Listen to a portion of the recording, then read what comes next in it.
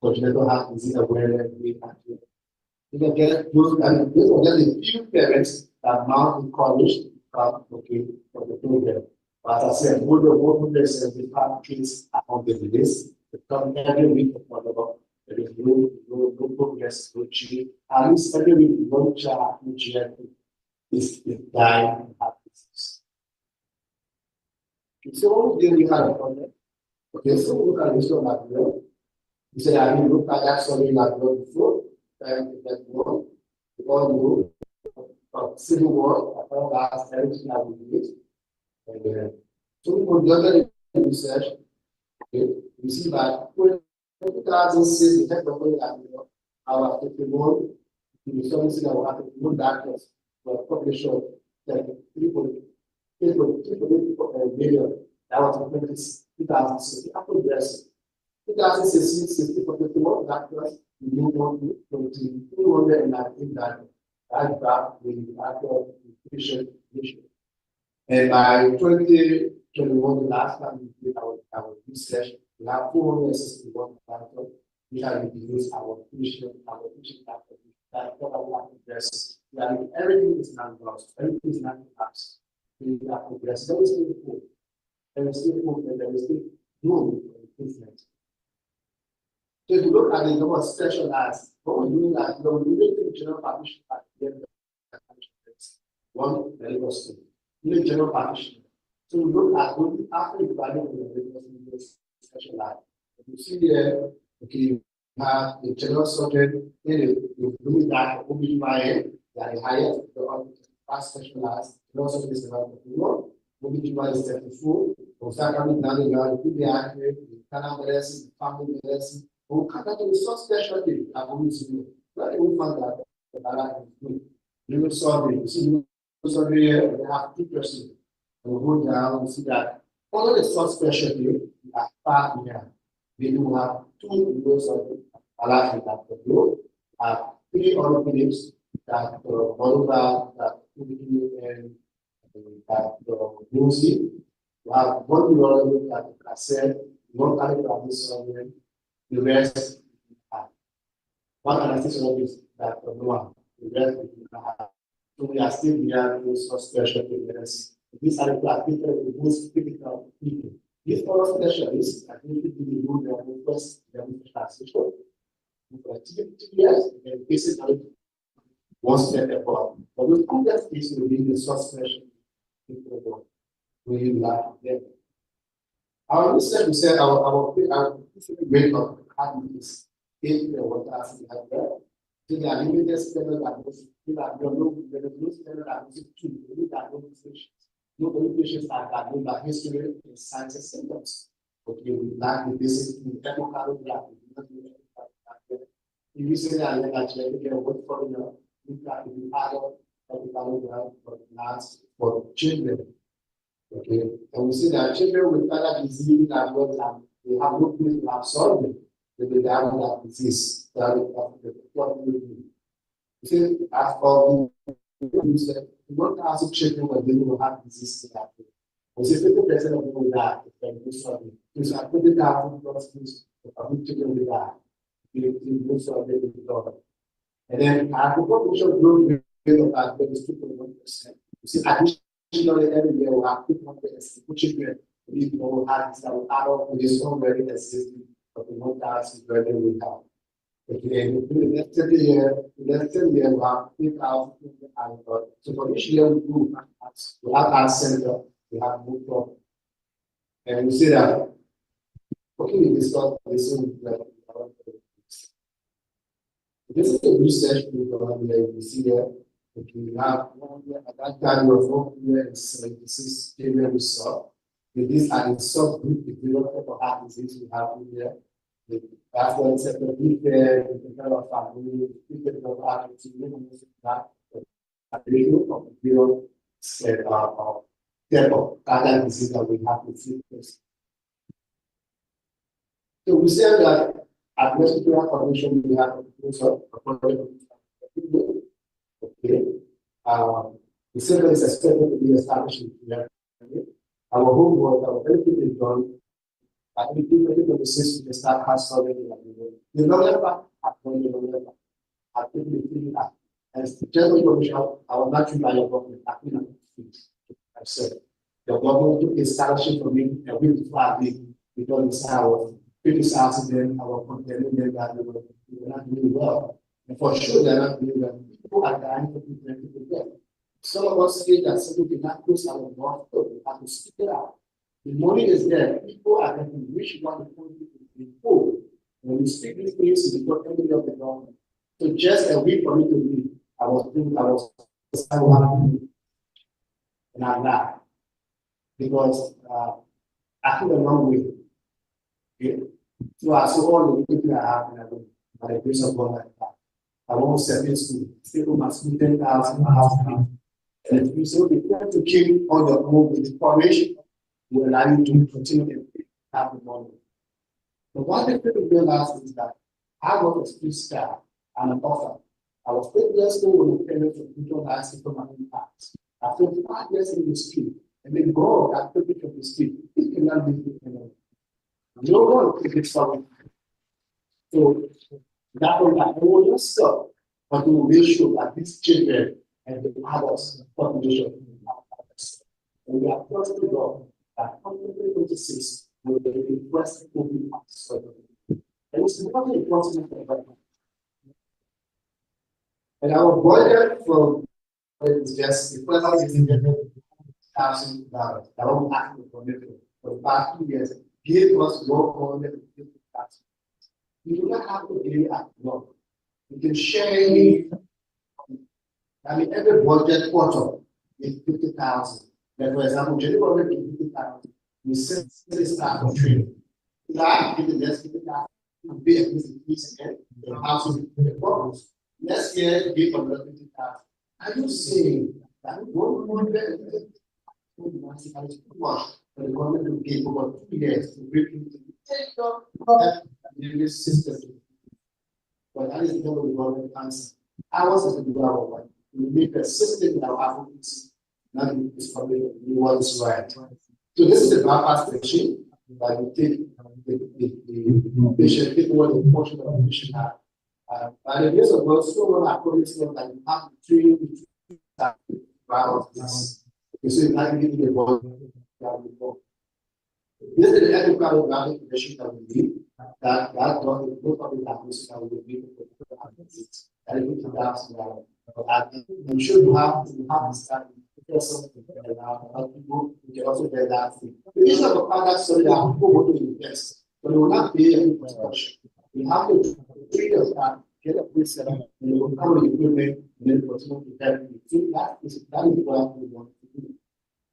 Okay, and I got a short video for me to show you there. I'm not sure that will share with you. I'm going to share that with you. For our presentation, that is very hard. But the hope is not there. Hope for me, there is no there.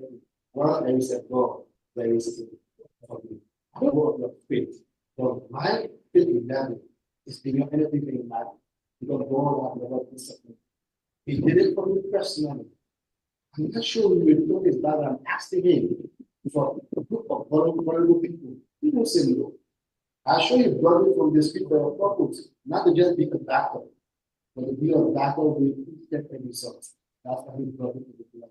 So let me find yourself. Whatever position you feel, whatever you think it is, God is ability. God will do. I would like to give you a scenario of this. And I want to go back visit to GFA. I saw this place. The people, one of the regional visit. God is to see what the children who have disease. According to this child, I'm very big and we were having problem. This documentary was taking a permission of the family to use it for awareness and fundraising. So the family did for the issue share them. That is why we are not black in them. So we want people in the world to see the real pictures from our history. Okay. So if you go down, further down, you see. Okay, this is the stop where people are connected. Just receive that chair to have a short video of God. And then if the parents are looking for that day, they give for that follow-up. You see, regular follow-up, you see some of them that may don't have the means to provide the medication. There is one particular case I will show you. As a child that lived at the age of 6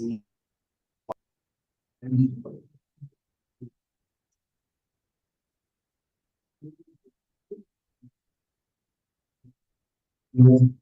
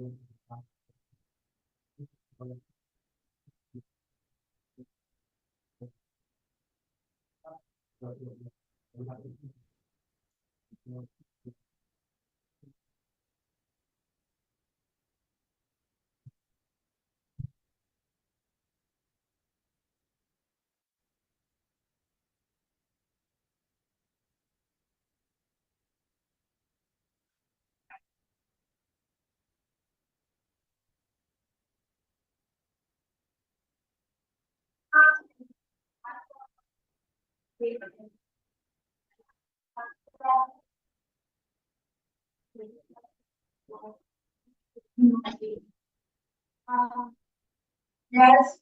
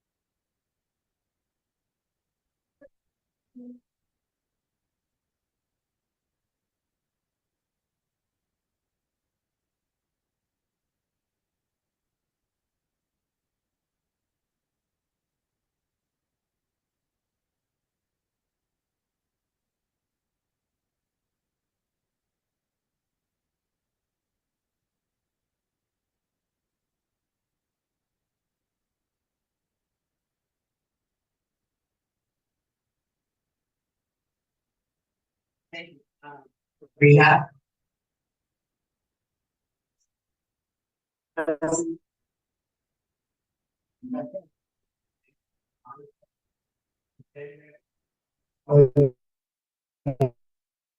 Yes.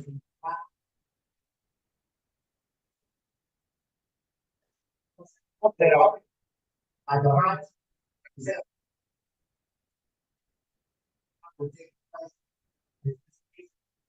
We'd like to. And please no issue.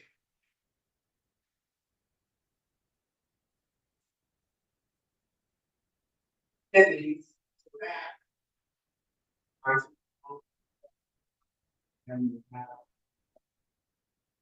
how let's give you a move.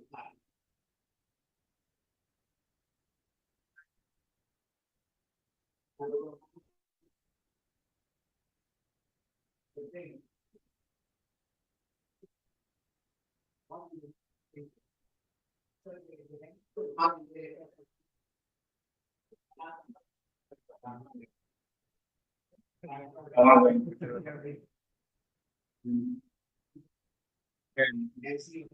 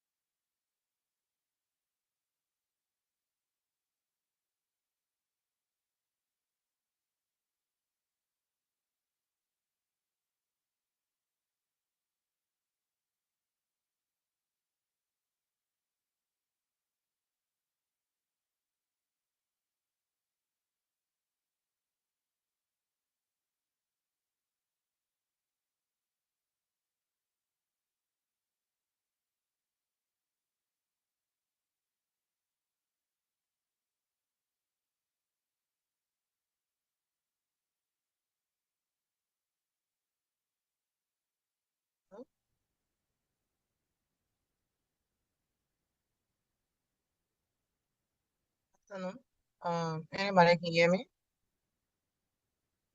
Anybody hear me?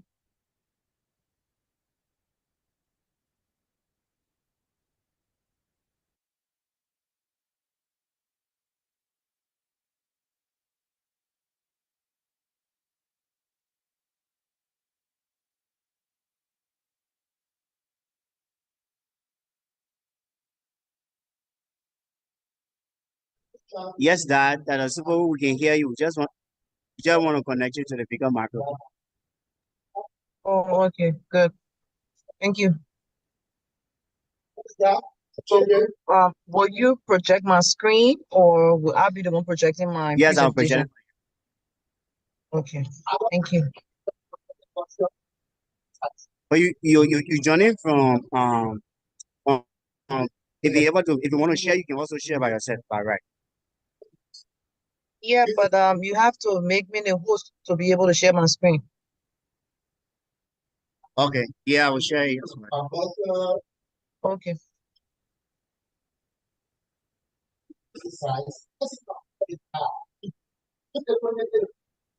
If you get there, exit even anything with it, put your knowledge in the past.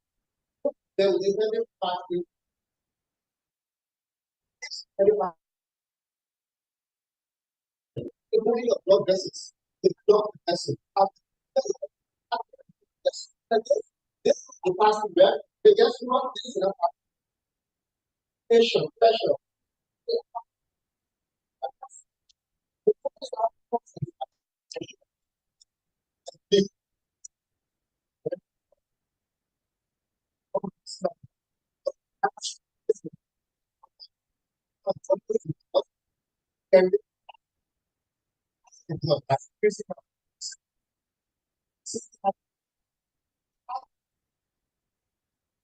You have to do the free food. That's the way the system. You have to focus yourself at the peak, at the peak of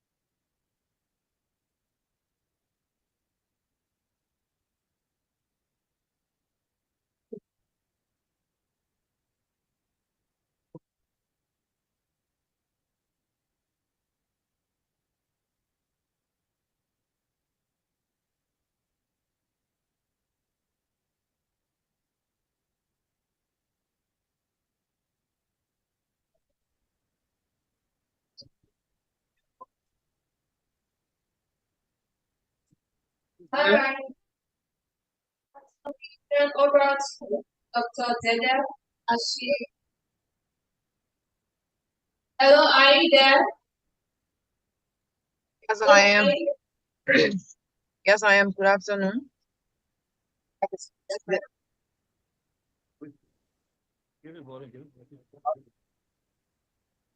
Good afternoon. Can you hear me?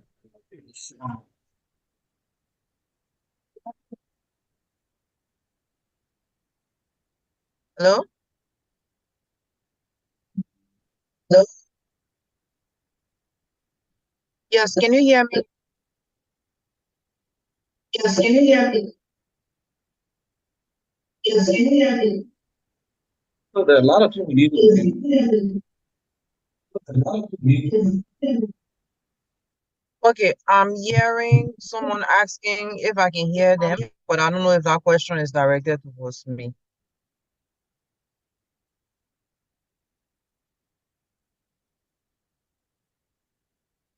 Dr. Bala, are you there?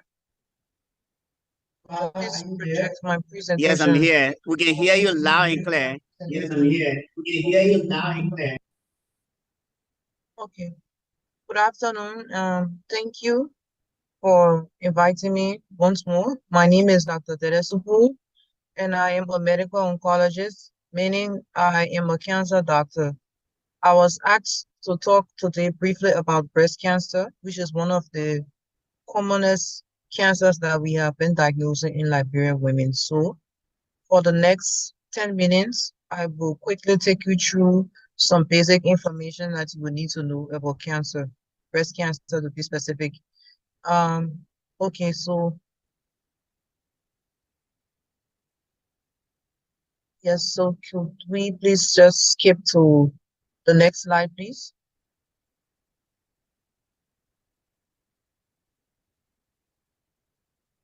Please go to the next slide, or you could just make me a host so that I don't have to bother you about when to skip and when not to skip.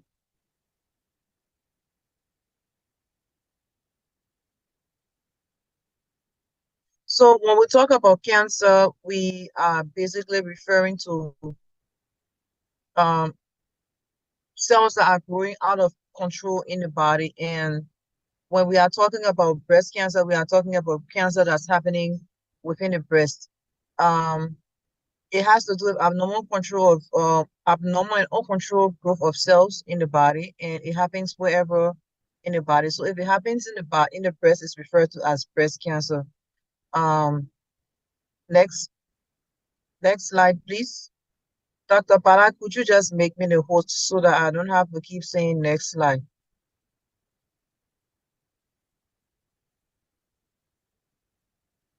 So, worldwide, breast cancer used to be the most common cancer diagnosed amongst women.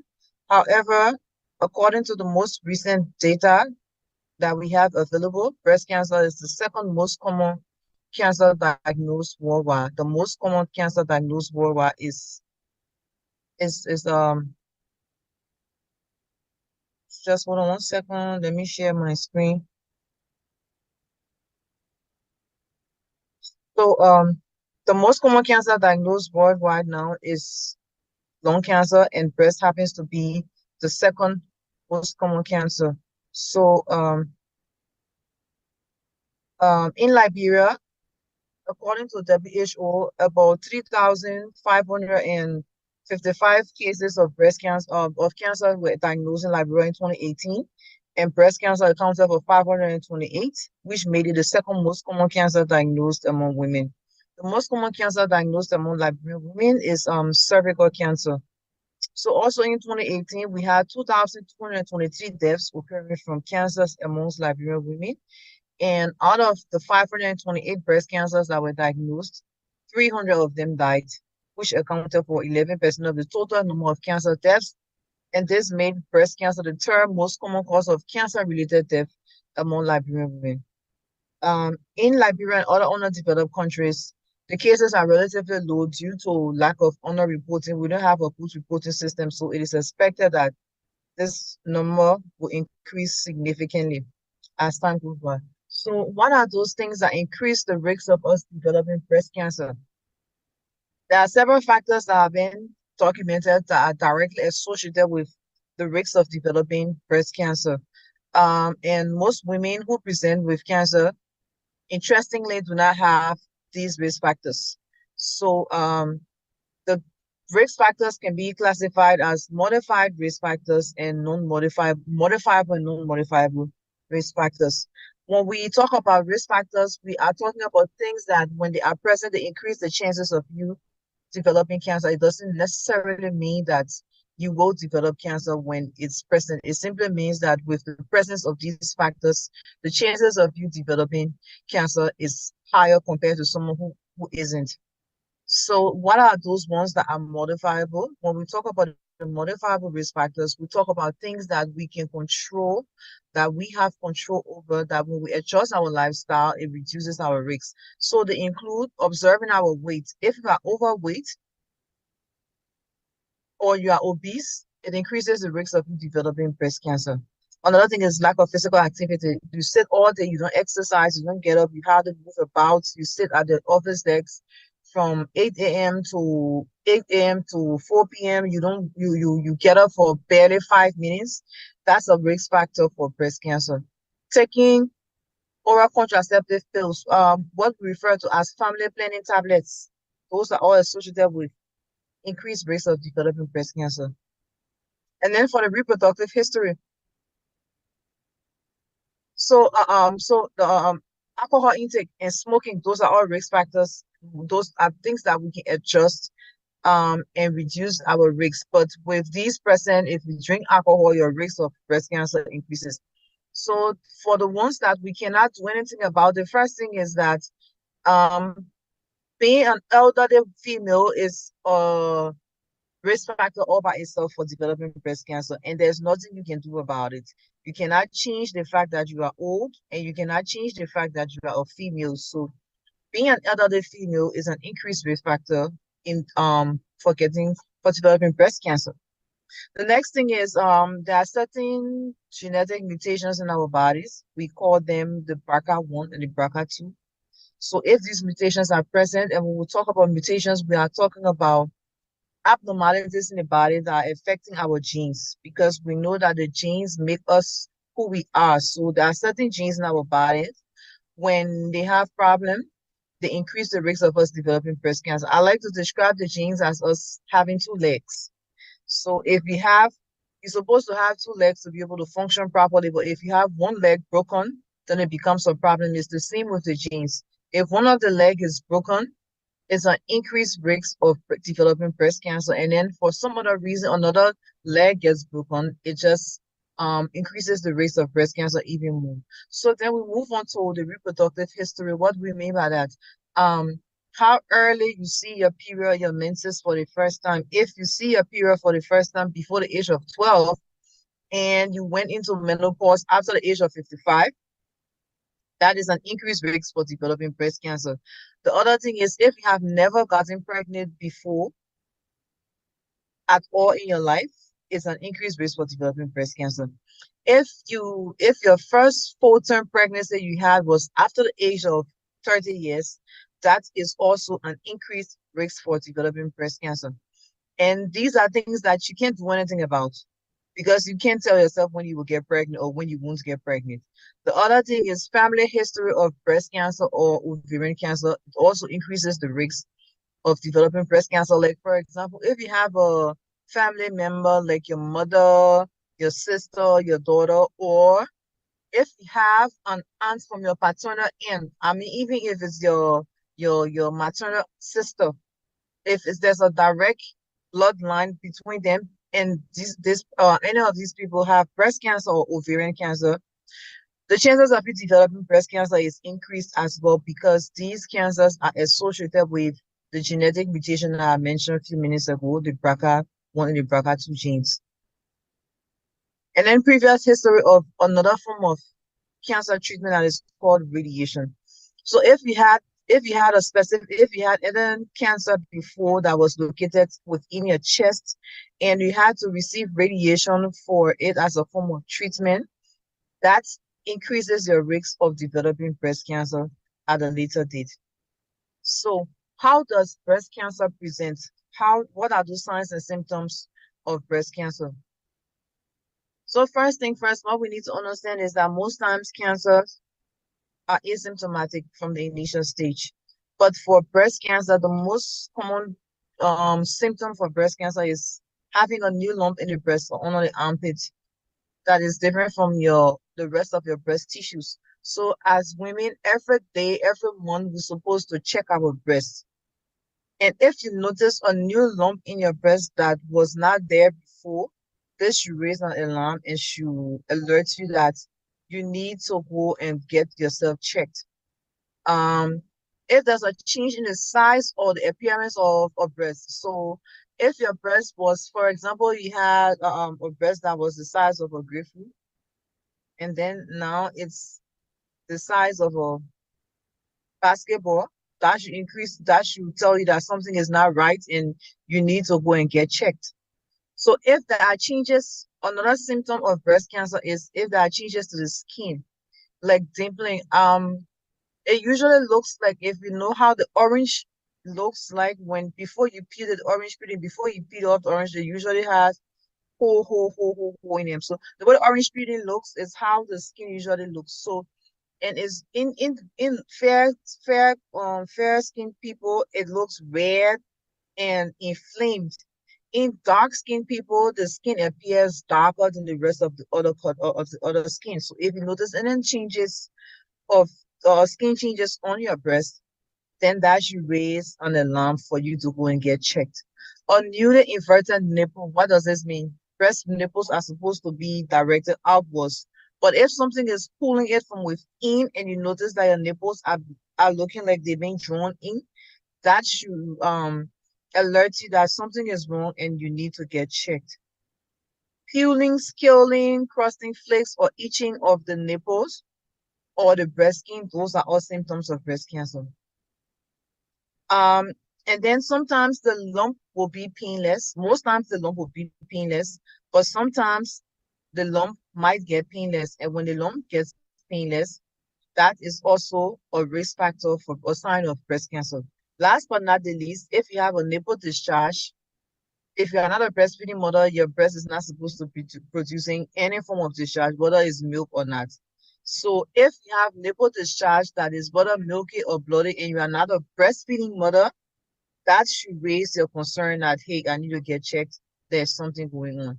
So this slide is just going over all those things that I talk about, changes in the look and feel of the breast, where we talk about redness, we talk about lump in the breast, we talk about swelling, lump in the armpit, because one of the first places that breast cancer spreads is underneath the arm because of the way in which the blood and the fluids from the breast are drained.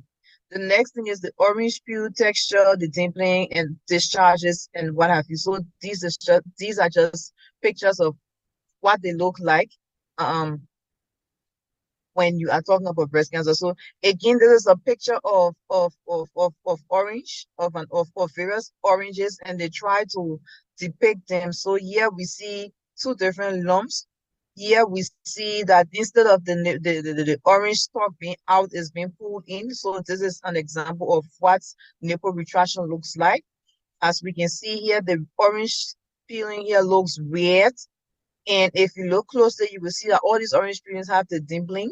So this one looks red. So this is what we describe when we said the skin could be red-ish looking in unfair color people. This one here describes the dimpling that happens in the skin of on the skin of the breast when there's breast cancer. Um, so how can I reduce? Now we move on to how to reduce the risk of developing breast cancer. The first thing we need to do is to have a healthy weight. We need to keep our weight healthy. I know in Africa, our African men like meat. They say, oh, the bigger the better, but it's better that you keep your weight within a healthy range, because being overweight is not healthy for you. It's not only increasing your risk of developing breast cancer, it also increases your risk of developing other cardiovascular problems and what have you. The cardiothoracic surgeon is there, and I think he can speak more on that. So exercising regularly is another way to reduce breast cancer, because when you exercise regularly, it helps to keep your weight in check, and then this also reduces the risk of you developing breast cancer. Also, you have to avoid drinking alcohol or limit how much alcohol you take in. On the average, on overall, avoid drinking alcohol, because drinking alcohol does not only increase your risk of developing breast cancer, there are several other types of cancers that are associated with it. If you are a female that is experiencing menopause and you are taking what we call hormone replacement therapy, you have to stop, because it increases the risk of developing breast cancer as well. If you are taking family planning tablets, I am talking specifically about the tablets. If you are taking the family planning tablets, you have to stop because it increases your rate of developing breast cancer. There are other methods that you can use to prevent unwanted pregnancy. There's the implant, there's the injection, and you can also use barrier method, which is condoms if you must have sex. So if you are using family planning tablets, please stop because it increases your risk of developing breast cancer. And then when you have the children, breastfeeding is protective. Breastfeeding children is protective. I don't know about men sucking, grown men breast sucking on a female's breast because I get asked that question a lot. So I just want to make it clear that the breastfeeding that I know science is talking about is breastfeeding children, not grown men. Grown men are not supposed to be sucking breast milk. So please take note. If you have a family history of breast cancer, or if for any reason you think you may have inherited breast cancer genes, it's good to talk to your doctor and get checked. In other countries, there are ways in which you can check for these genes, and if present, you can, and you are no longer, you don't desire having any more children, you can either have your breast and ovaries removed. It's called prophylactic mastectomy when you remove the breast, and prophylactic ovarectomy when you remove the ovaries, because the BRCA gene is associated with the both breast and ovarian cancer. It's also associated with pancreatic cancer as well. So if you have a family history of pancreatic cancer that is associated with this BRCA gene, even if no one else in your family had breast cancer before, the fact that there's a history of uh, pancreatic and prostate cancer, they also link with these genes, so there's always that increased risk. So in other countries, like I said, they do test for these genes, and if present, the person can opt to have the breast removed and to have the ovaries removed. We don't do that in Liberia, so if you want to do that, you have to find a way of getting out of the country to get tested. So what's the importance of screening and early diagnosis? Although prevention helps to reduce the recurrence of breast cancer, some of them still occur. So that is the reason why we have to do early screening and diagnosis. Because when we do screening, it helps us to catch cancer cases at a very early stage where something can be done for it. In developing some developing countries, there have been several screening programs that have been put in place that help with the early diagnosis of breast cancer. And there are several methods that they use. The most common ones include the mammogram, which is the X-ray of the breast. Then you have self-breast examination. That can be done at home by the individual. You can do that at home, every month at the end of your menses, where you stay from the mirror, put your hands on your hips, look from side to side, look at your breast, and put your hand on your head, feel on your arm, feel around your breast softly using inside the palm of your hands right here to do your examination. So then also you have to do your clinical breast examination. That has to do with going to the hospital yearly to your doctor so that he or she can examine your breast. Now, what is a mammogram and when is it done or when should it be done? A mammogram is simply an X-ray of the breast, and it is used to detect early breast cancer cases. Sometimes the mammogram, because it's looking at the level that we cannot see with our naked eye, sometimes the mammogram will detect a breast cancer probably 2 to 3 years, even before the patient starts to show signs and symptoms. And it is advisable that at the age of 40, women should do the breast cancer screening early. So at the age of 40, starting from 40 years, please try to go and get your annual mammograms done. We do the mammograms in Liberia now. It's done Hello at there. Jamali. If there's no, yes. Yeah, please hold on a minute. There's a problem with the network, so they are not hearing you. Okay, Just a minute. okay, so where did I stop? Where did they stop hearing me?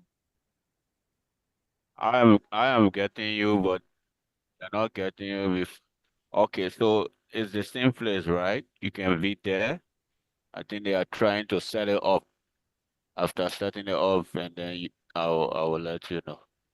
They are still fighting on. The network is kind of terrible. Okay.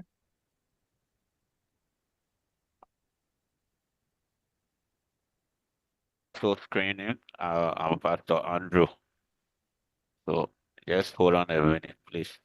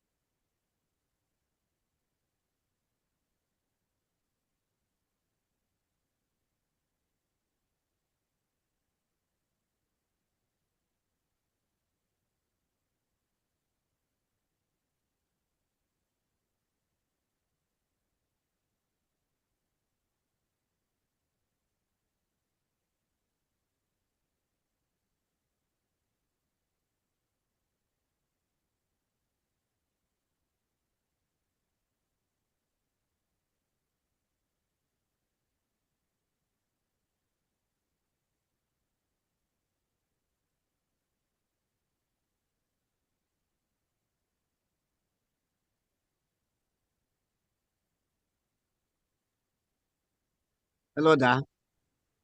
Yes. That's cool. Yes, Dad, can you hear me? I'm here. Yeah, so the speaker went off a few minutes ago. We're not hearing you. So can you speak again? Let's see whether I can hear you. Hello, hi, good afternoon. The microphone. Yes, you can hear me? I can hear you loud and clear. You can hear me? I can hear you, Dr. Bala. Okay, so it's a microphone. Okay. Yeah.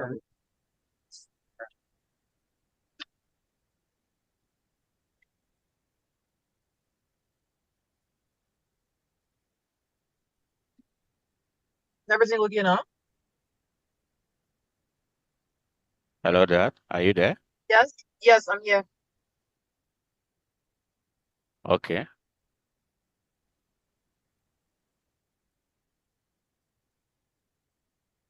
Just hold on a minute.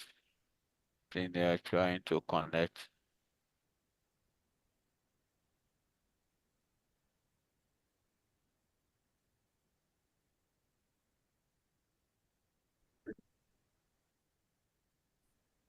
Yes.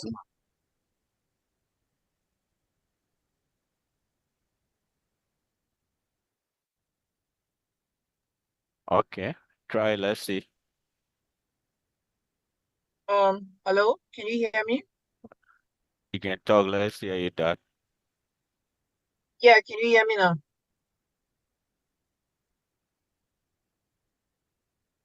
Am I loud? Am I being heard? I'm hearing you, but it's not going through the speakers.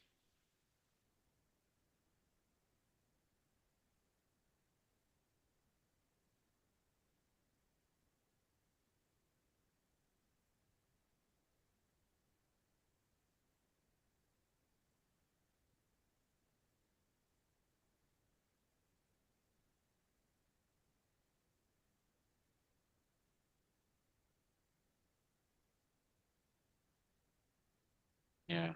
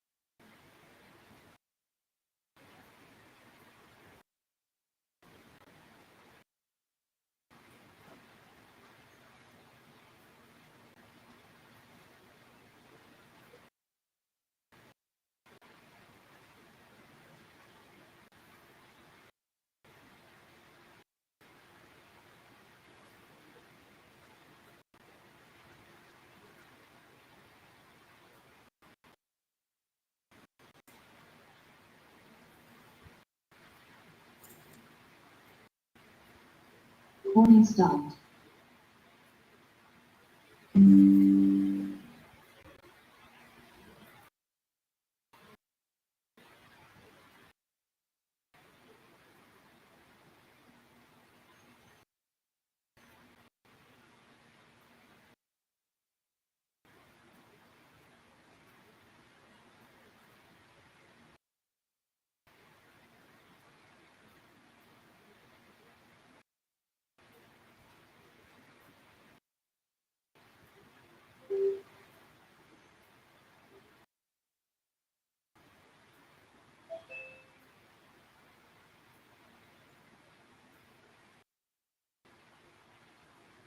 Now let's see. Now suppose you can speak now. Yeah, can you hear me? Hello? Yes, you can go ahead. Okay, so I don't know where I stopped, or where the mic went off, so I will just go back to the screening and early diagnosis of breast cancer and why is it important. Um, it's very important for us to screen and diagnose early for breast cancer because we will be able, that's the only way we can catch the disease early enough to be able to correct it before it causes a lot of damage. So, however, in like other underdeveloped countries, screening and diagnosis have been a problem. But in countries where they have a lot of programs in place to screen and diagnose breast cancer and carry out early diagnosis, there are three major ways that they conduct it. Number one is the mammogram, which is the X-ray of the breast. To self breast examination and clinical breast examination, which is going to see a doctor every year to get examined and tested for breast cancer. So what is a mammogram? A mammogram is an X-ray of the breast. It usually detects the breast cancer very early, even before we, the health workers, can detect it, even before the individual herself can detect the breast cancer. So sometimes mammogram can catch a breast cancer as early as 2 to 3 years before it becomes symptomatic. And then it is advised that starting from the age of 40 and above, a woman, every female should do the mammogram every year in order to be able to catch the cancer early if they do develop breast cancer. So the self-breast examination, women are advised to do self-breast examination every month at the end of a period. And it's very simple. Look at your breast, standing from the mirror, look at your breast, feel your breast, put your hands on your hips, look from side to side, and look for just anything that's abnormal. Look at the skin of your breast. Is it okay? Is it the same as the both breasts? Are they the same sizes? Are your nipples pointing out, or are they looking at something holding it inside? You feel around your breast. You use the inside of your palm of your hand, your finger here, and just feel around your breast quickly, with your hand up on your head, and feel underneath your arm as well, because like I said, one of the first places that breast cancer spreads is underneath the arm. You can do that standing, or you can also lay down on your back and examine your breast. That is the self-breast examination.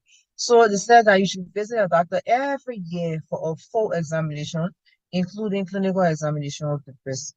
This will help you detect breast cancer early, and that is the only way we can do something about it. So what is the take-home message? The take-home message is that breast cancer is the second most common cancer diagnosed worldwide, and it's the second most common cancer diagnosed amongst Liberian women. There are several things that will increase your risk of developing breast cancer. Some can be modified, others cannot be modified. Most importantly, what we need to note is that being a woman and getting old are the most important risk factors for developing breast cancer. So what do we do? Take care of your health by eating healthy, by exercising regularly, and reduce or stop your alcohol intake. Observe your breast. Anything out of the normal should lead to a doctor's visit. Always remember to do your monthly breast examination at the end of your period. get your mammograms done every year starting from the age of 40. Last but not the least, educate someone about breast cancer. Because if each one teaches one, that is how we fight cancer. That is how we reduce the mortality rate of breast cancer in Liberia. Thank you for listening. Once again, my name is Dr. Superwood, and I will stop here for now and pause if there are any questions to be asked. Thank you.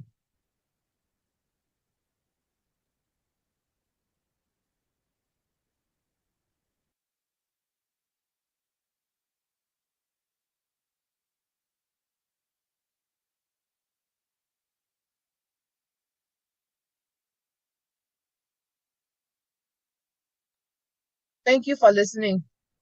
Any questions?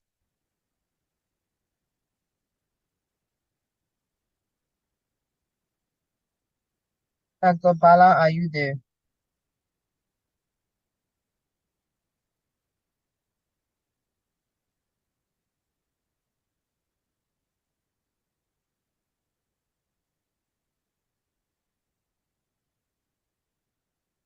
So I'm not hearing anyone.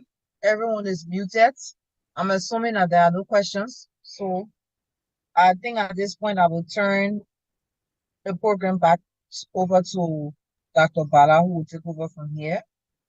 And I will log off now if that's okay with you all. Thank you for the time. Thank you for joining me today.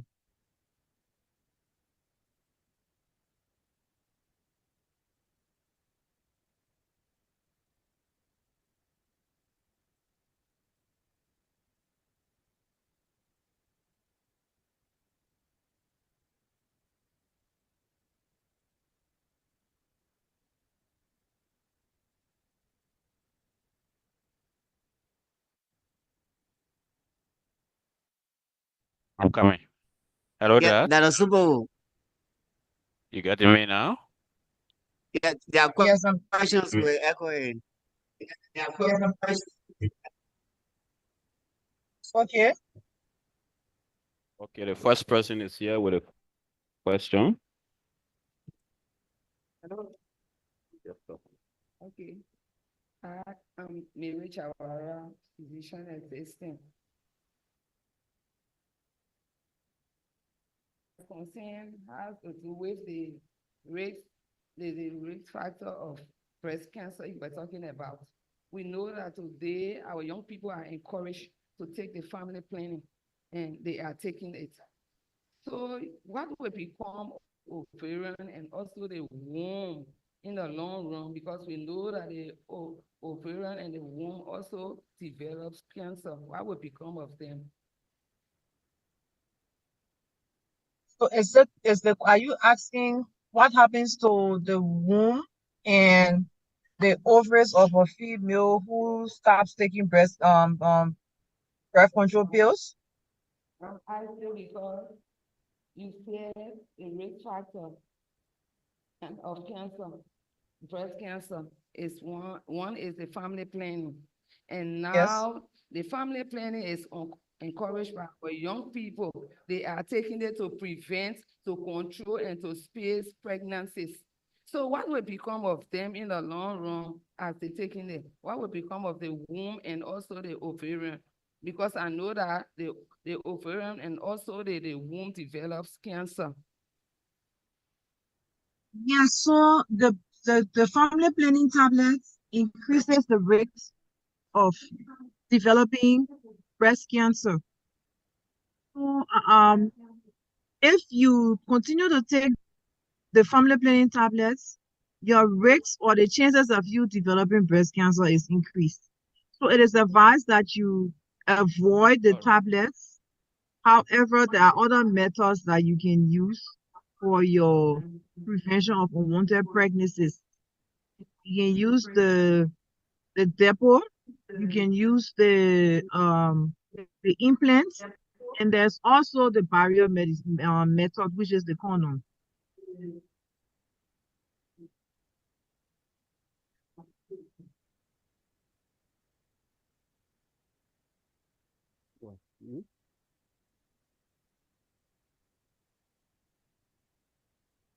Was that clear enough?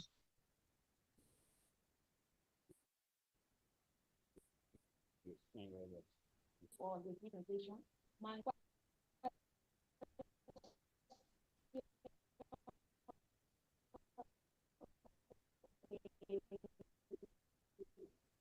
does breast cancer also occurs in men? If yes, what are the causes?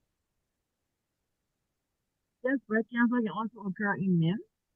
Even though it's very rare, but breast cancer can occur in men as well because it is, like I said, it is linked to the genetic mutation, the BRCA gene, and that BRCA gene is associated with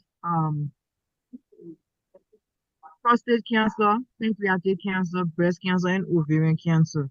So if a breast cancer happens in men, I have seen while I was away studying, I saw about 3 cases of breast cancer in men, and they present with the same lump in the breast or knots in the breast as we will see in labor, or again knots in my titty. So the men can also have knots in the titty as well, and sometimes they might even have a nipple discharge. But the most common symptom of breast cancer in a male is women undergo surgeries.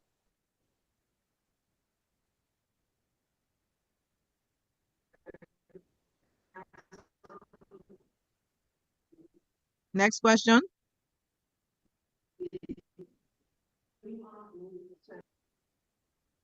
Yes, hold on, somebody's coming. Stand right there.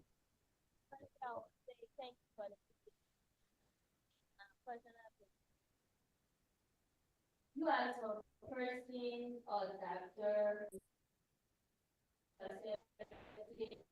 for how many what is breast cancer. And nowadays you have people that are producing these subjects going on air for school, high school, university, and all around. Like letting people about the benefits of these things. But they don't tell them the negative part. All they say that this benefit is taken as so happy to you. So what is being put in place to eliminate this? Because this person, not everyone will have the opportunity to get it. Not everyone will have the opportunity to do research on their own. And some people are illiterate and they only take advice for what they hear. People go to them wearing them and they reject them. So what is being put in place to eliminate this form of cancer? Yes, thank you. That's a great question. What we need to do is, can you hear me?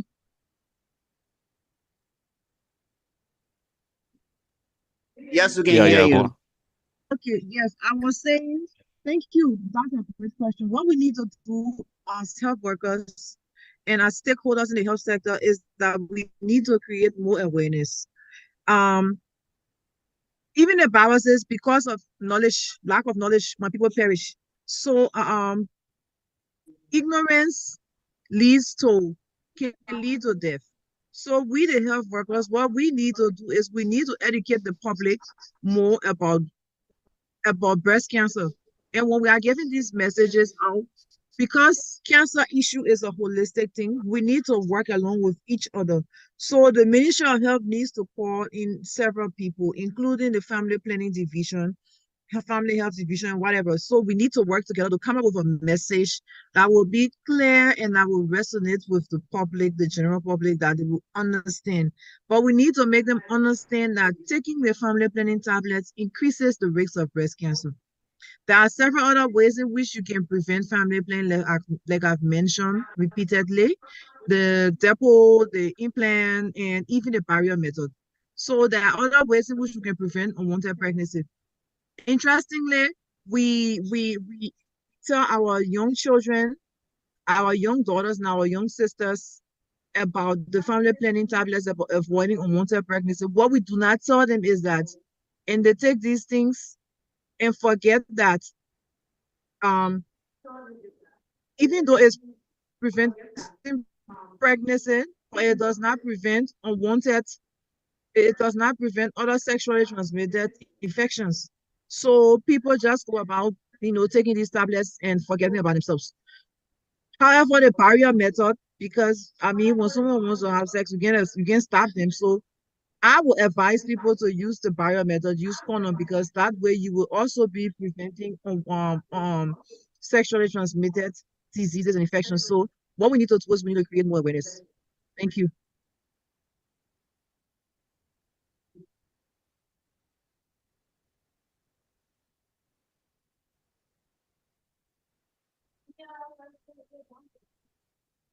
That's all. Okay, so thank you so much, brother.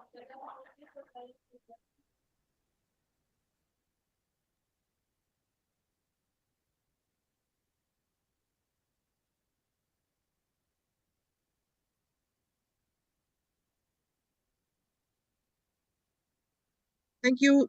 Thank you for having me here today. I'm sorry that due to conflicting schedule, I couldn't be with you in person, but I hope next time I will join. But thank you for your time, and I think I can log off now. Dr. Bala, thank you for inviting me again, and I hope to be a part again someday soon. Thank you. God bless. Bye. There of Icmfel and also new project. And they going to be presenting on congenital congenital. Please put your hands together as we invite Dr.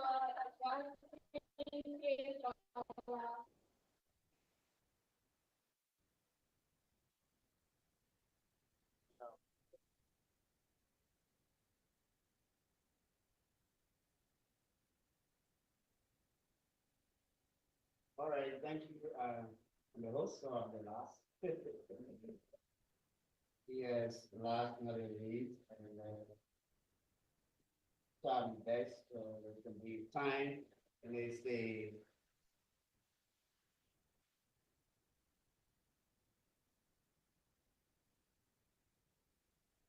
share my screen.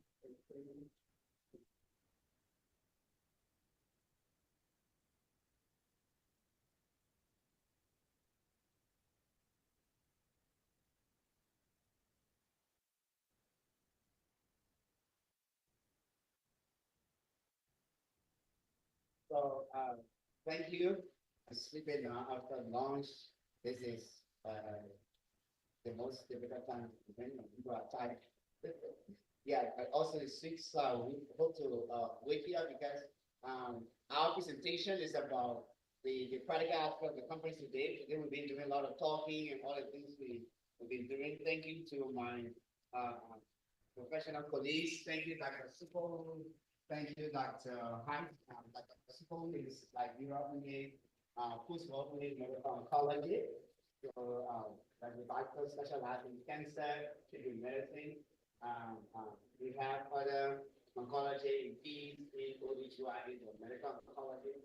So she's very busy, has a lot of patients to do as well. So thank you that she show up. Thank you, Dr. Hart. Dr. Hart is also Nigeria only current only cardiothoracic surgeon in her challenges. So I'm happy to be one of Nigeria neurosurgeon at least two.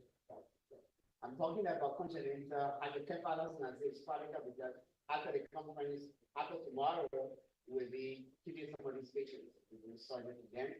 So, one of my patients, two of my patients will be here tomorrow, the ones that will operate there on JFK. But one of them that really gets started and that even brought about the entire project. The mom said, hey, that will be at the seminar, we'll get to the program. I'm like, no, tomorrow you should talk to the people. She said, no, I gotta bring here. So she's here, Fisher and your mom is here, so I just want them to come up so we can see them for 3 minutes and go for something.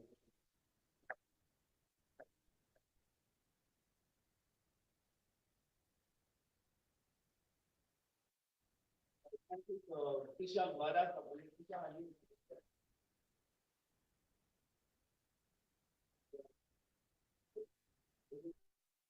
daily. So, she actually one of the patients that left the project and is not for her because they were also, follow up. Five, joy, or things with his brother. Now, he is control of head, teaching, and really love. So,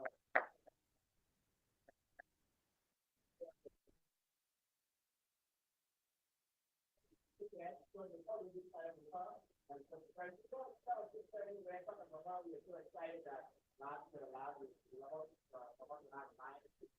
So, It's off.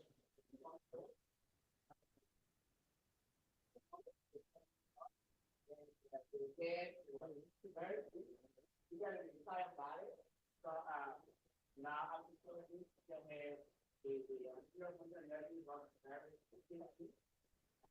Okay. We have a top line for second.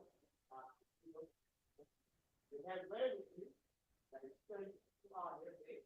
And then, put it back.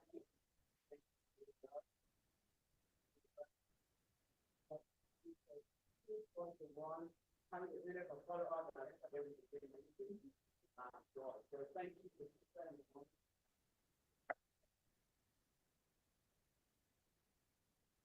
So Fisher and Mom will be here tomorrow, hopefully to share the story. But yes, that's something to tell you what we're gonna be talking. It's not just theoretical, yes. What on earth? Now, I think looking for it, I see your operation with that, you know, people are what? That's not so popular. I think there are people who have consumers that have to keep out of the operation at home. They grown up, they have their own children, they have grandchildren. We heard of the Jordan, somebody from Canada, who also was born with continental had to keep out of the operation at home. And then everything cool. Of course, as in Canada, you say it's developed well. And nobody knows in the church, school, and everything. When you share picture and picture story, she's going to be there. She and her family, they don't have much, but it's going to be there. The people up with school surgery. Yes, two ladies can survive, they can have life.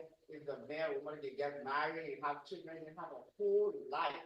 Like I said, some of them could be president, next new surgeon, everything. So it's not just taking one baby. Look at Gina, up around there after a few months to die. No, the truth is that we can really give them what it means. These are people who will contribute to our society. So I will try to make the medical term less simple because I know not all of you interested in the medical thing, but this is a story. So, congenital hydrocephalus. What is that?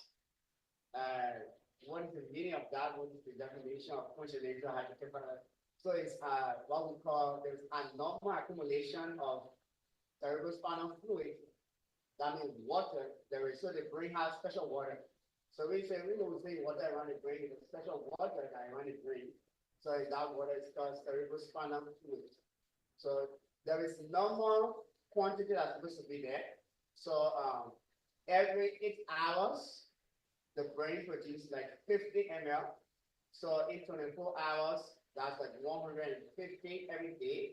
So that's quantity. So after 8 hours, the 50 that is produced is reabsorbed, another 50 is produced. So like in 24 hours, you have the 150 produced normally, but it circulates. So if there is problem, we come to that later, that 50 that is produced in every 24 hours is not circulated. Then you have a normal accumulation of that fluid within the ventricle of the brain, and that's what we call physically hydrocephalus. So the epidemiology, I'm talking about what is it like globally. So you have like 1 to 1.5%. Green light is not just 1.2 shit can happen anywhere. The incident is like 0.9 to 1.8 per every 1,000.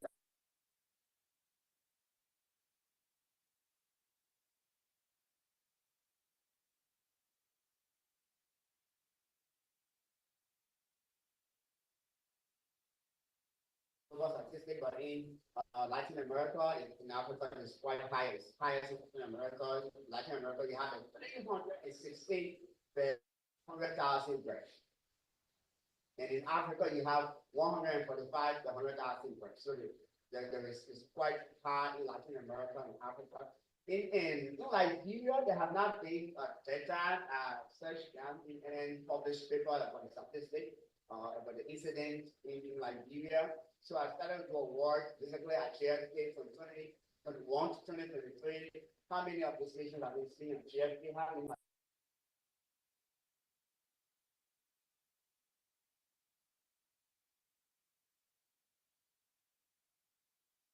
data from specifically in terms of the incident? It's lower in the United States and Canada, but of course, it's 88 to 68 to 100,000 there. So, but yes, it's there, right? We have evidence this morning of the joint telling us from somebody who's already an adult. So, the higher incidence is low in middle income countries. Of course, high food birth rates, high prevalence of neglected tropical diseases. We don't very know that some of those diseases are risk factors. So, etiology, that means the causes. What happens? Generally, there are two reasons we gave. There is what we call subnormal CSF reabsorption. Reabsorption means the CSF is produced, whether it's produced, it's supposed to be reabsorbed, right? It comes to go. So if there's a normal in that reabsorption, we require two kinds of hydrocephalus to be developed, either obstructive, what some people will call the non-communicating, and then the communicating, what we call the non-obstructive. That actually has to do with the issue of reabsorption. Also, there is overproduction that will be, instead of producing 115 24 hours, to be producing 300 or more than that. There's anomaly in that. So that could cause here. Specific causes as well, which is congenital that I'm focusing on. So there are different kinds of hydrocephalus. We'll see that quickly later on. Some admitted, but specifically you have congenital. Congenital means something that happens at birth, right? During the whole development time, right? So it's congenital. Then you have acquired, that means after birth. So it's not at birth during the pregnancy, is something that happens after birth, you acquire. So we look at quickly the congenital ones, they have anomaly that could cause that. For example, we have medical malinosis. Medical malinosis is normally during development, the spinal cord, there are times where the spinal cord will develop, and then there are spaces in the body, as the child develops, those spaces close. If there is any anomaly where the baby may be born with the arc at the back, that means certain part of the spinal cord may be closed. That can also lead to the fluid, because the fluid, the cerebrospinal fluid around it, in the ventricle around the brain, also comes behind the spinal cord. So if they have any neurotube defects, like a spinal bifida with knocking the back, there's a defect that could also cause congenital hydrocephalus. So many of them, most of the babies born with knock on the back, where there is a defect in the spinal cord, they do develop hydrocephalus. There are some of them we operate on, and so it's a normal practice. When we see a baby with neurotube defect, we expect even after surgery we do the head. So we do, if they are still quite young, we do ultrasound, and sometimes we just do both the division and the repair of the spinal bifida, because it happens. And it's kind of more related with another anomaly called Chiari type 2. That one also comes in play a part in developing that. Then you have, this is for the medical student, and the other people don't get bothered with this word. Danny malformation can happen, X-linked inherited disease. So this X-linked, we're hearing the medical oncology, we're talking about genetic. So there are also genetic issues that because that. One of the more critical one I could make you understand, for example, very close genetic link marriages, what we call maybe first cousin or brother and sister. Yes, yeah, genetic kind of link cause that. So these are the congenital aspect. Acquired infection, so which is the most common cause of complicating hydrocephalus, especially the congenital one. So infection, whether during pregnancy, that can cause, or even after the child is born, if the baby had infection that will affect the brain, meningitis, it could lead to post-infection in the baby to cause called hydrocephalus. And then post-hemorrhagic, so babies are quite soft and the score is not really thick yet. So when we operate them, we don't need any drill. So like for the adults, I'm looking for me to buy drill to do surgery for the score. It's hard. For the baby, I can use net to poke the score and get in, right? So the score is very soft. So you see, baby mom are very careful how you hold their baby because if they fall from you, of course, it's very easy for them to bleed. So if a baby fall from you or you hold the baby high on the bed and there is bleeding in the brain, yes, you need to hydrocephalus. Because even adults, if you have an accident, you have a bleeding around your brain, you could develop hydrocephalus. There's a post-hemorrhagic hydrocephalus. So yes, hemorrhage means bleeding, you can have it. So secondary to masses, if you have a brain tumor in the discussing obstruction, so people who have brain tumor they could develop hydrocephalus as well. Post-operative, people who have posterior fossa tumor. So if you do operation, after operation, that's one of the risks, you could have hydrocephalus. So many times, either right after that brain tumor operation before you shunt, that after the surgery, you could develop hydrocephalus. And we also have neurosaccharidosis because that. Then we have what we call constitutional ventriculomegaly. Usually there are people who call it constitutional because there are people who call their head normal. You get big head, just because the ventricle is very large and everything, but the normal, they don't have any clinical presentation or any symptoms like somebody would say, no, my brother also drinking, but the normal, right? So there's some people who have very big head, enlarged ventricle, but the normal. But it's also hydrocephalus.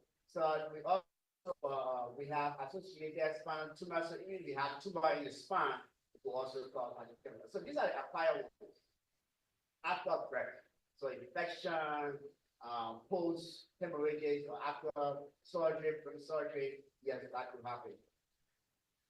I was talking about the different ones. So apart from the congenital one, the ones having the babies, we also have other type of hydrocephalus, the normal pressure hydrocephalus.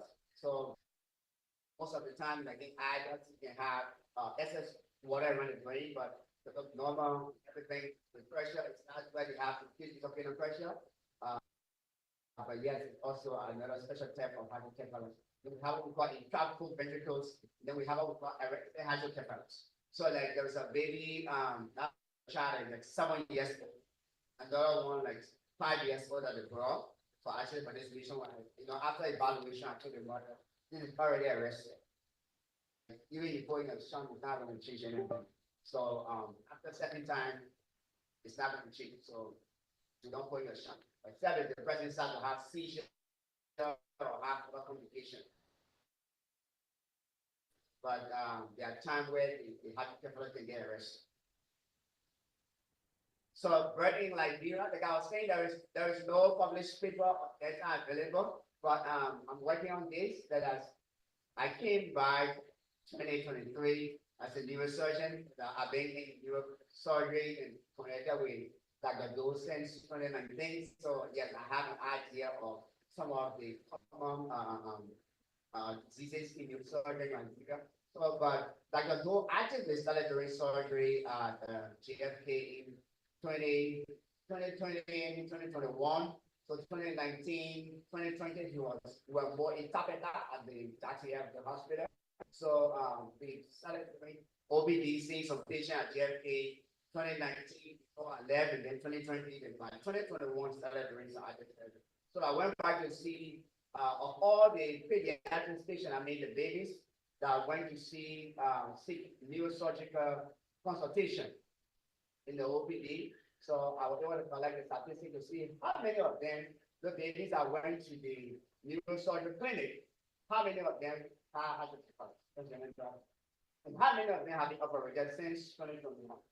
So in 2021, there were like 21 cases, children pediatric cases in the OPD. Because then you just started seeing patients you are around that time. So and out of the 21, 5 of the cases were congenital hydrocephalus. In all 5 operated. And then in 2022, we saw like 8 cases pediatric patients going to see only, neurosurgery, going to the neurosurgery clinic, the pediatric cases were 58. And out of that 58, 7 of the cases were actually congenital hydrocephalus. The others were different cases, neurosurgical concern. And about 6 of the cases didn't come through the neurosurgery consultation, but were referred from different hospitals around Liberia. And about 13 surgeries for congenital hydrocephalus was done in 2022.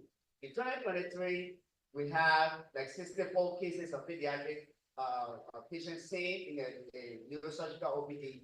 And out of that, 12 of the cases were congenital hydrocephalus, so they keep going up. And all of the tours were over in 2023. And so Fisher should be part of that tour this year, because we operated on last year, November to December.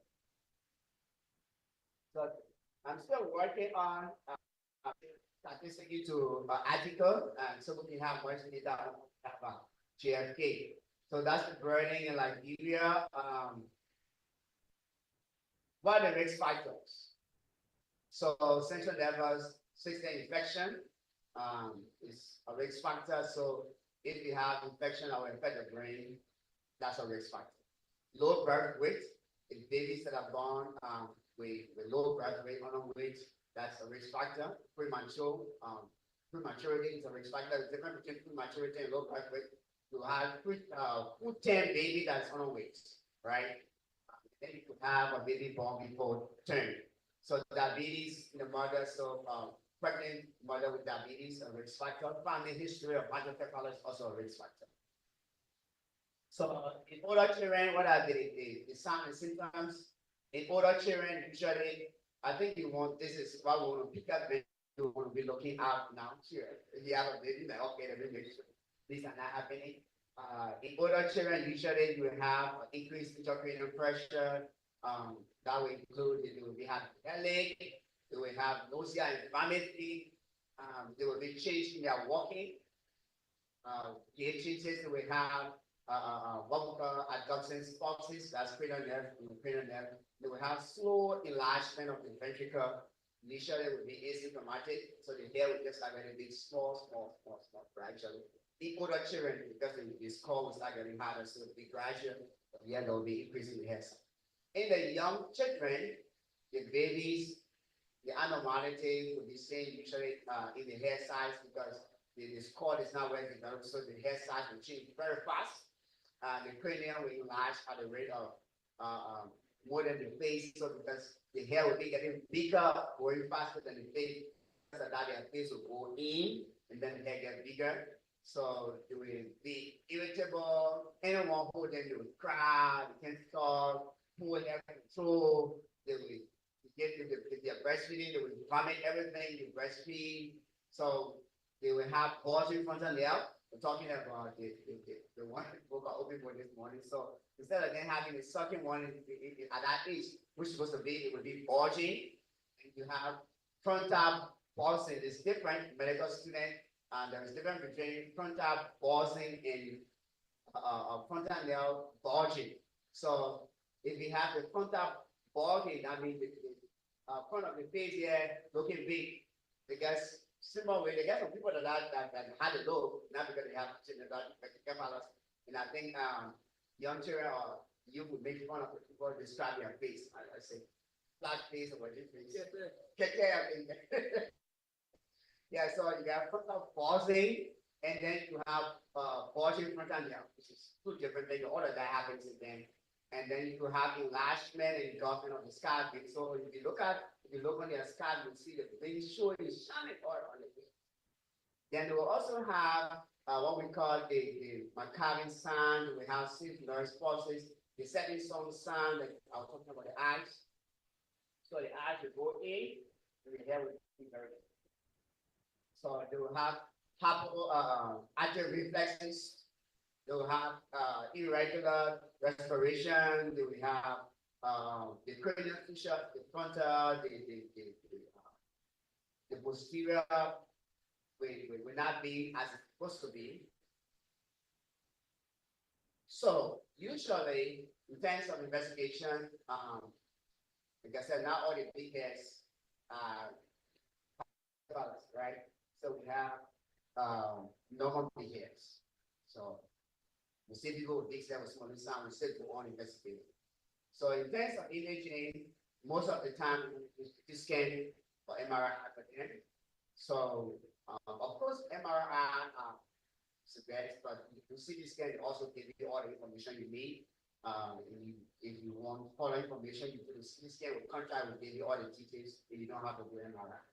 So in general, the best, it can be clearly seen on CT scan or MRI. So occasionally other means I use to be able to clinically say, yeah, this is congenital hydrocephalus, so there are measurement clinically we could do to do that. So anatomically for the clinicians or the medical students, we have the bar parietal diameter, we have the temporal horn, we have the frontal horn. So these are important area in measure to be able to determine that the child has hydrocephalus even before getting imaging.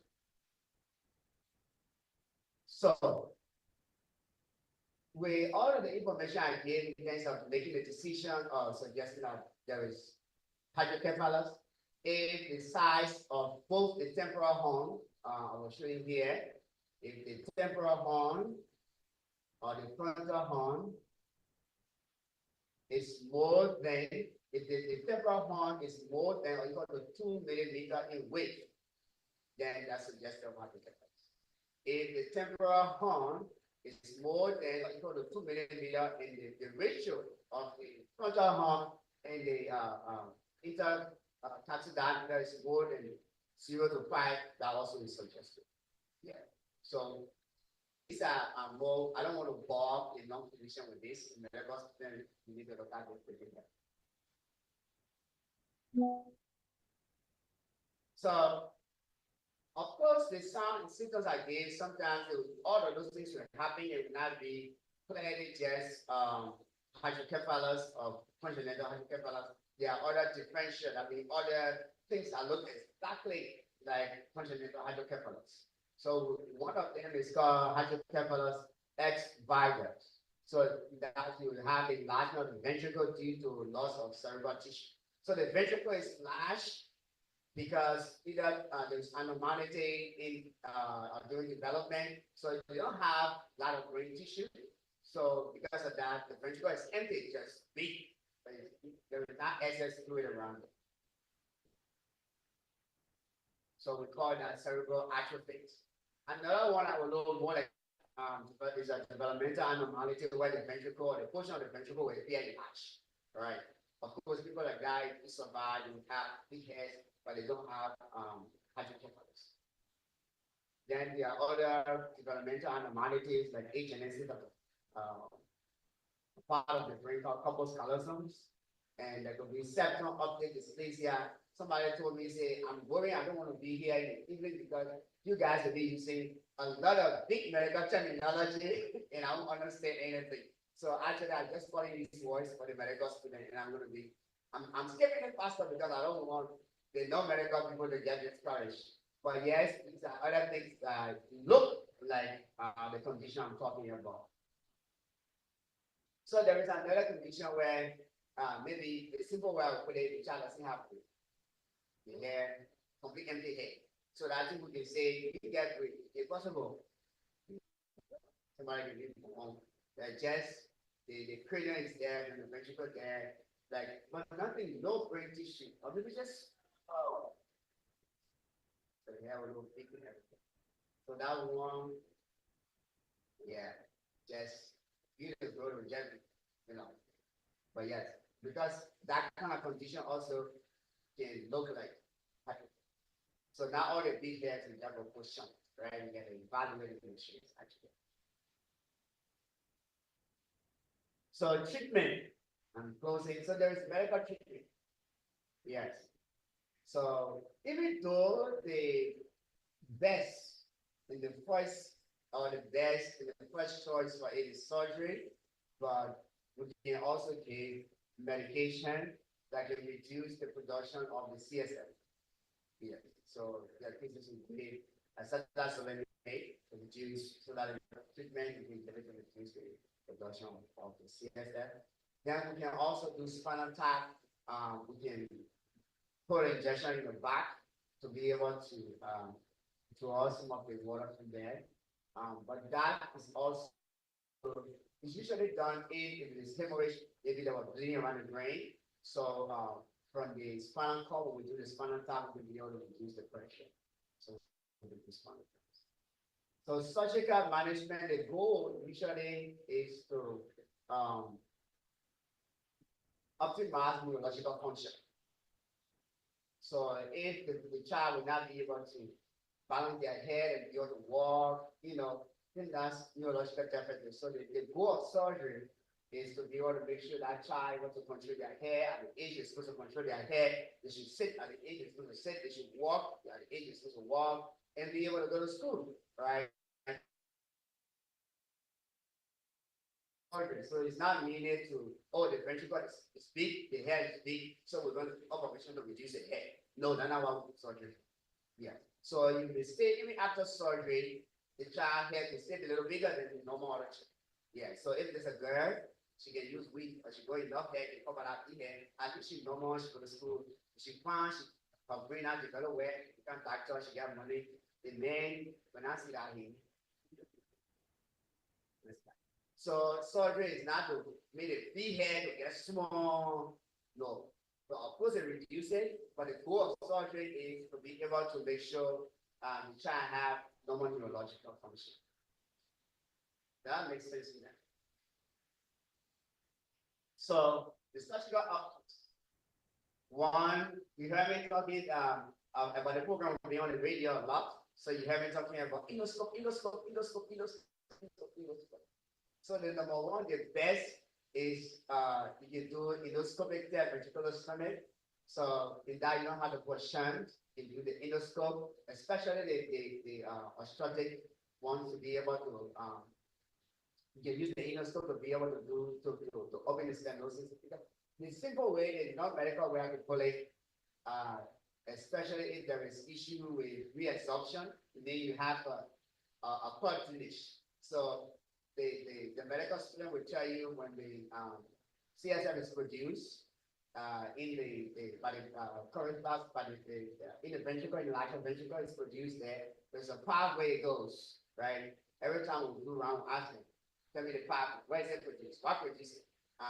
From this area, where does it go? And you start calling all the different places. I don't want to make you scared with the names. But covenant medical student now we start, from the aqueduct, this, that, cerebral aqueduct, so there is a path, there's a drainage, right? So if there is obstruction in any other drainage, then there is issue. So with the endoscopic ventricular stomach, you actually can be able to solve problems, especially the ones with the obstructing hydrocephalus. Endoscopic ventricular stomach is the best choice, not division, right? But we don't have endoscope now for that yet. So if you get an endoscope, some of the children will not go with the shunt with the endoscopic ventricular stomach. So shunting, the while will be doing from Monday to Wednesday. So we can do VB shunt. There are different kind of shunt as well. You can do, so the VB shunt is the ventricular, that means we put the catheter in the brain, we pass it under the skin and put it in the peritoneum. Not in the stomach, you see the more common one.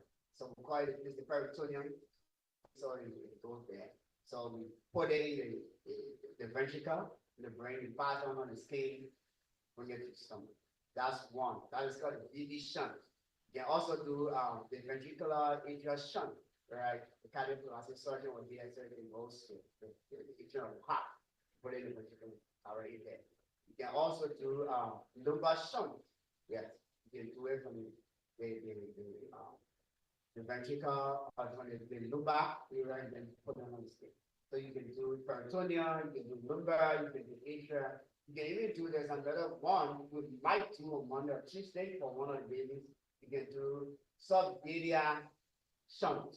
So you put it in the ventricle and then put it on the dalia. So there are different kind of shunting we do. But most of the one we be doing is the ventricular peritoneal shunt. So Another thing we can do is eliminating the obstruction, right? Talking about, so using the endoscope as well, you can do opening of the stenosis, salient aqueduct. You can, and then that, some people think, mobility is high, the success rate is, not as efficient, so some people don't go for that, but yes, but you can also do, you can open the salient aqueduct that is stenosis as well. So there is another procedure we can do for them. You can do, it's called chorus plexectomy. So we go there and we want to, the current plexus, of course, involved in the production of CSF. So these are some of the, so what we're doing division a lot. So there are complications. All the good things I said. So most of the babies mother that will be operating, we have to sit and tell them the good of the surgery, but there are also disadvantages, there are complications. Every surgery have risks and complications counseling involved. So any of the shunt, especially with the shunt, these complications will occur with any of the shunt. There could be obstruction after putting the shunt. There could be obstruction, which is the most common cause of shunt malformation. So you have bypass the drainage, like this we did a heavy rain. So many of us are living in the flooded area with no water. So you like, okay, next time if it rain heavy, I want to make sure I get a drainage that the water will not get flooded in my house. If you open a new drainage, then the rain is passing there, okay, then our other drainage get blocked. Of course, the flood will come in here, right? So before the condition that we open a new drainage system, but if there's obstruction, then they will start having symptoms, and they will start having almost the same thing the hair will start getting big. So it is very common. So we can tell the parents it's very possible. If you put a division, the child is getting better, and there will be obstruction, you have to come by. The teacher had a malformation came by, and you can stick it up and pause about it. Since they should be very critical. So there can be disconnection because when we put the catheter in the ventricle, we connect it to the valve, then we connect another catheter to the valve, and then to the peritoneum. So it's possible it could disconnect. So either the one to the peritoneum could disconnect or the one from the ventricle could disconnect. If it disconnect, then we have to go back to the process. So these are complications. Infection. So the father will make an incision to do the surgery. It's very possible.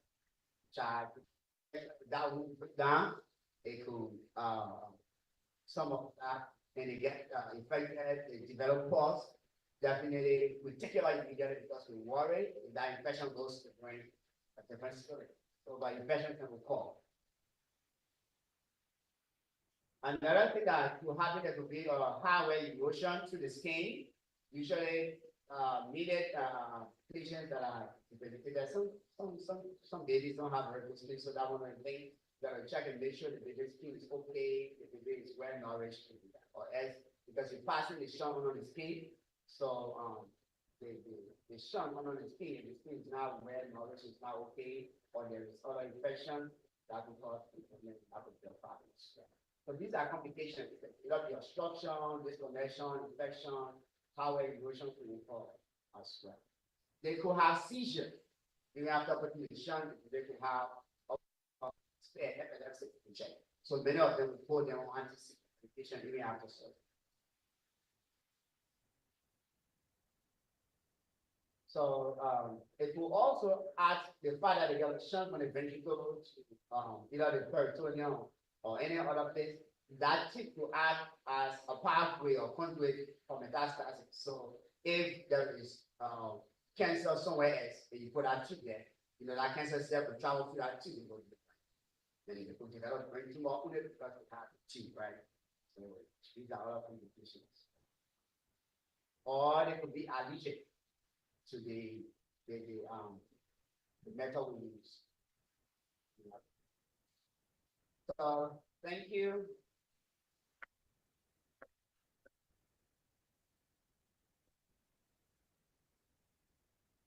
Now I'm gonna get the floor for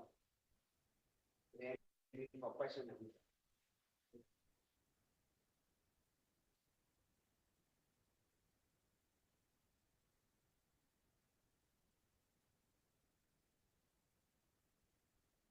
So much, Dr. Bala. Now the floor is open for questions. We are finished, we move. Thank you, Dr. Bala, for your presentation. In 2020, we said you have 5 cases, 7 in 2021. In 2022, you have 12.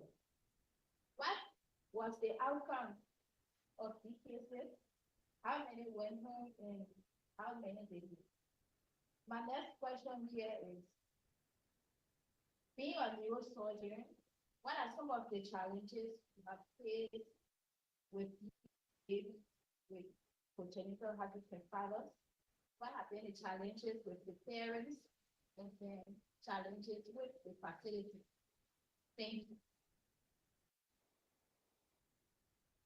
Take them one by one, right? Yeah. Yeah. Okay. The first question, yes, with that statistic, I think that I did mention, I'm still kind of searching for further details of it. And I was trying to trace most of the chart to see the follow-up, because the data I got was needed from the OPD to the operation room, right? So the further details need to be provided about how many went home, how many died, or the one that went home, whether they lost follow-up. So I'm working on that article, the psychology of that, to be able to do a full article. But most of the cases from that time with the patients have been discharged in 3 to 4 days. Detail in terms of the number, how many went home and days, I'm still working on that to be able to come up with a full article. Like I said, currently there is no data on the issue of congenital hydrocephalus. Nobody has published any paper. So far, maybe medical students or doctors are looking something, but it's not published, so we can't ask this. So we hope that will be better. Yeah, but as of 2023, up to now, most of them go home. I think mortality so far being less than 1% so far. The next question you said, what are the challenges? Yeah. Challenges is huge. Where parents, many of them, they don't want to come. They don't want, like, they're already discouraged from the community, from the family. Like, you have a child, what are you doing about it?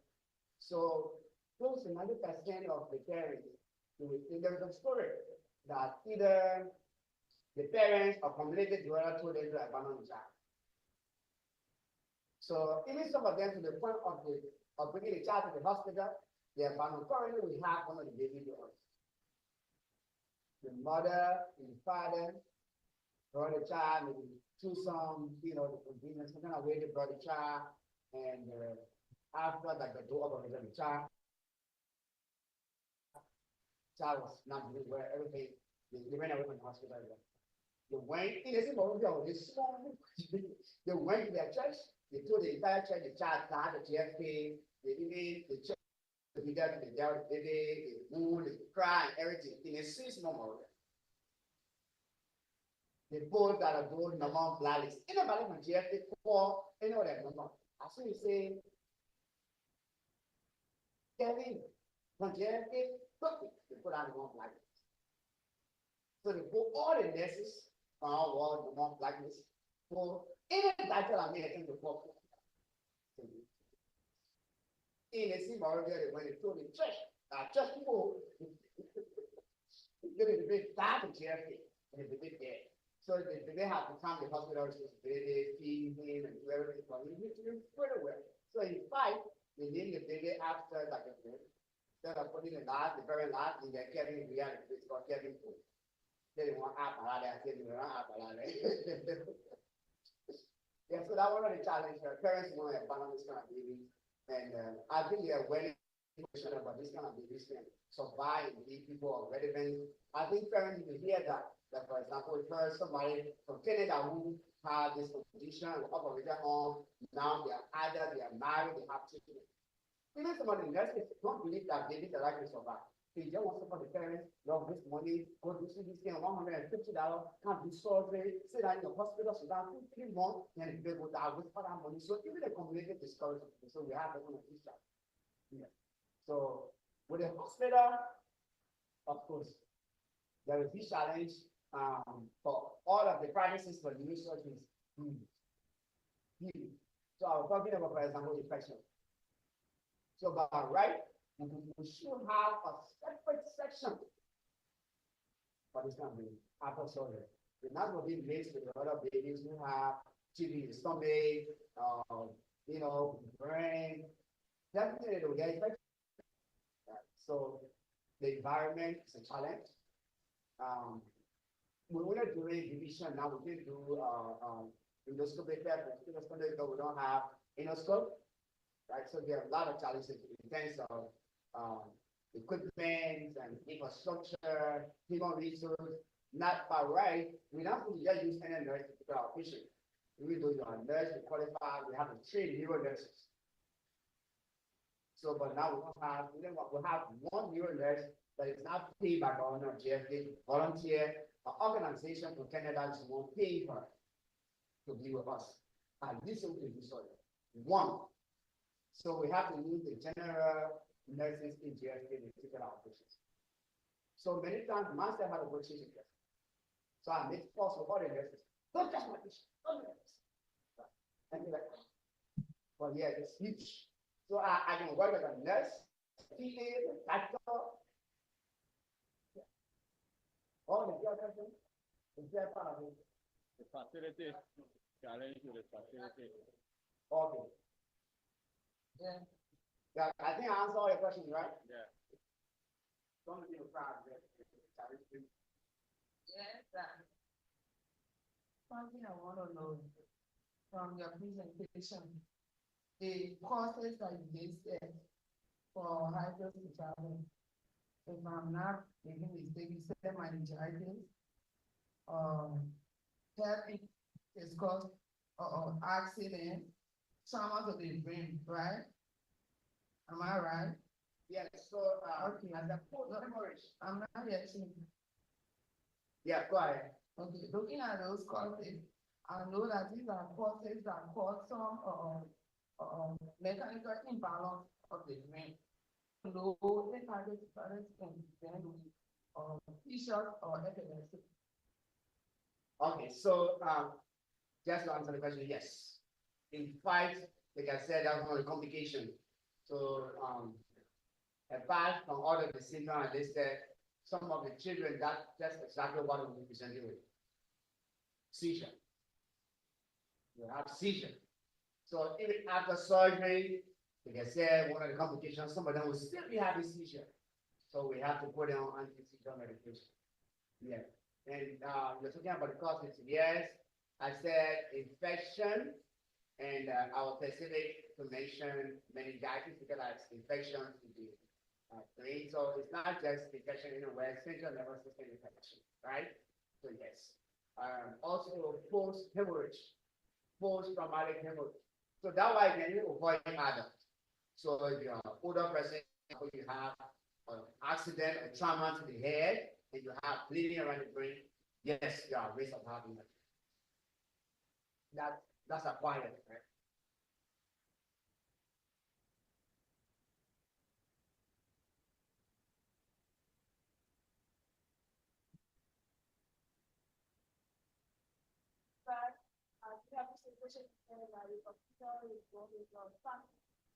There's a possibility that they will have I want to know what are some of these mechanisms that are being put in place in order to prevent some of that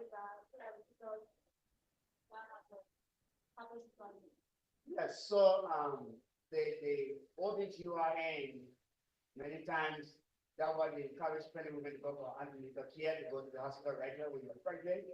In fact, in the unusual world, I'm sorry, I usually say in the real world. It's my so I run out real world. Yeah, but in a setting where everything is, it can be detected with pregnancy. But most of the cases we're having like here is after the child. Sometimes there's complications during delivery, and they do CS. Oh yeah. But you're not supposed to be like that. So if you have a good, a regular antenatal visit in a equipped facility, they should do ultrasound for the pregnant women from 12 weeks, start following our baby. In fact, in the normal setting, they do all the genetic profile to know whether that baby had any genetic abnormality. So when I was in China, my second son was conceived in China to the hospital. So at 12 weeks, in fact, we got to know everything beginning from 8 weeks, 12 weeks, up to 18 weeks, 20 weeks, 24 weeks. All the tests, genetic abnormality, whether you have any problem or not, everything will check. So in the real setting, I think the doctor say you be able to detect if there is neurology defect or if there is congenital hepatitis to be detected during pregnancy. And so in the places where they get an option, they give the parent the option. Do you want to have a child? Do you want to terminate the child? The child will have this complication.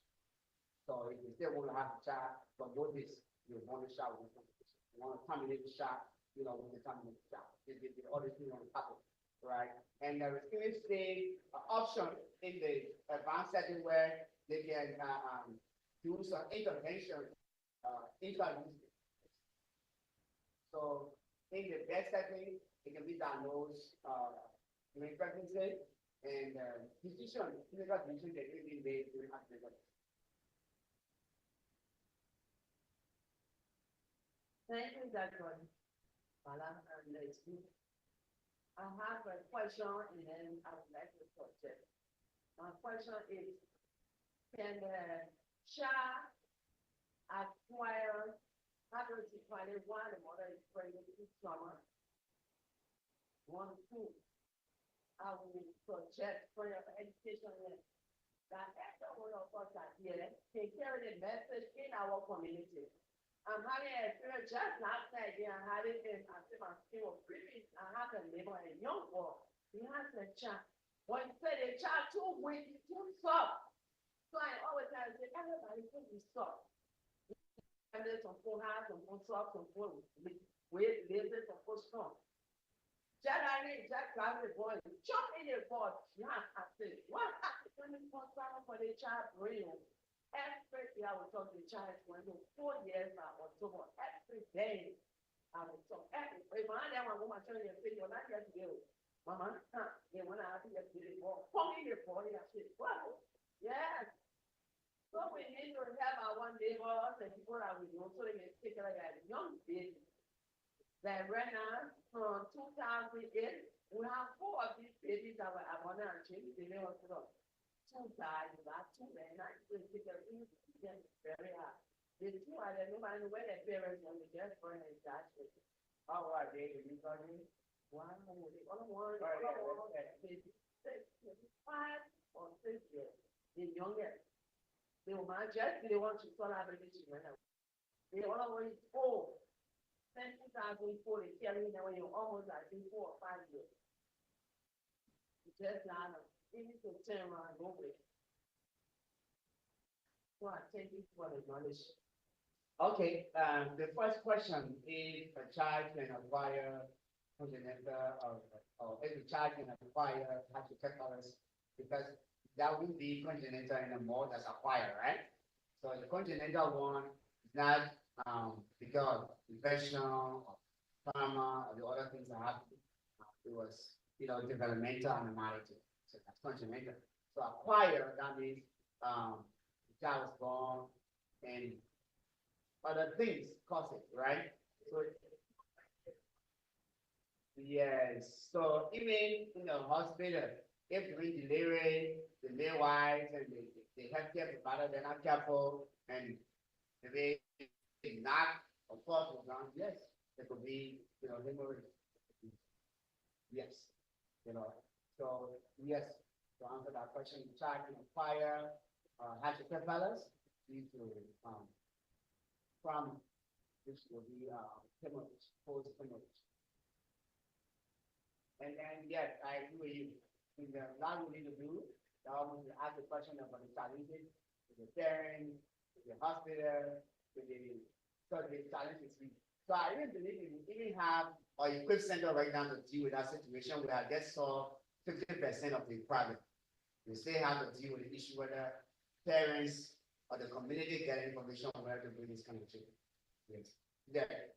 I tell you, even providers who don't have the information well with their, maybe in a clinic, a mother gave birth to that my child, hey, just forget about it, in Nigeria, and I'm going to be an and a nurse, a midwife, PA tech, a parent alive in the hospital, and you know that person is more inclined medically than them.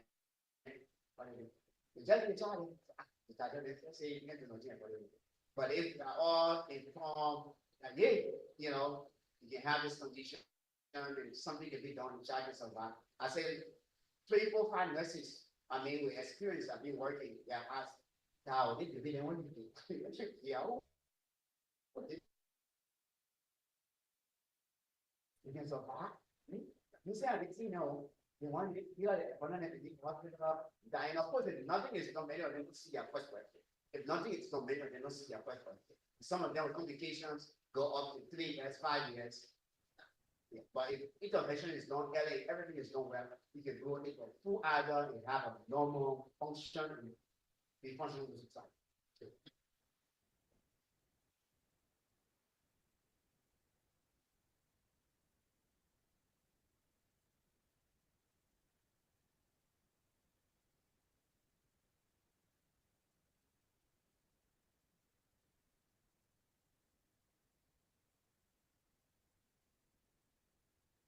Okay. Dr. Bala, thank you for the session, but I just want to find out something because in our setting today, for all we are not young people, we're here today to learn. And what I want to know, what can really be the cause of the child staying too long on the ground?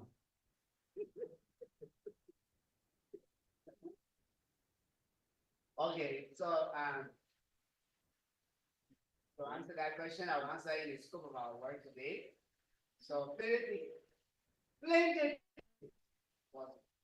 of course, when you enter hydrocephalus, if it's not treated, the point of infection could just be 1, which is 0.0001% of the many causes. Yeah, and all the other causes right now, I will have whole medical, a lot of medical and non-medical things. Even malnutrition, if you're not feeding the child food, if you, and the child just 1 week old, you start stalking them with the high res and take different and more, giving them plenty of other things. Child will become malnourished.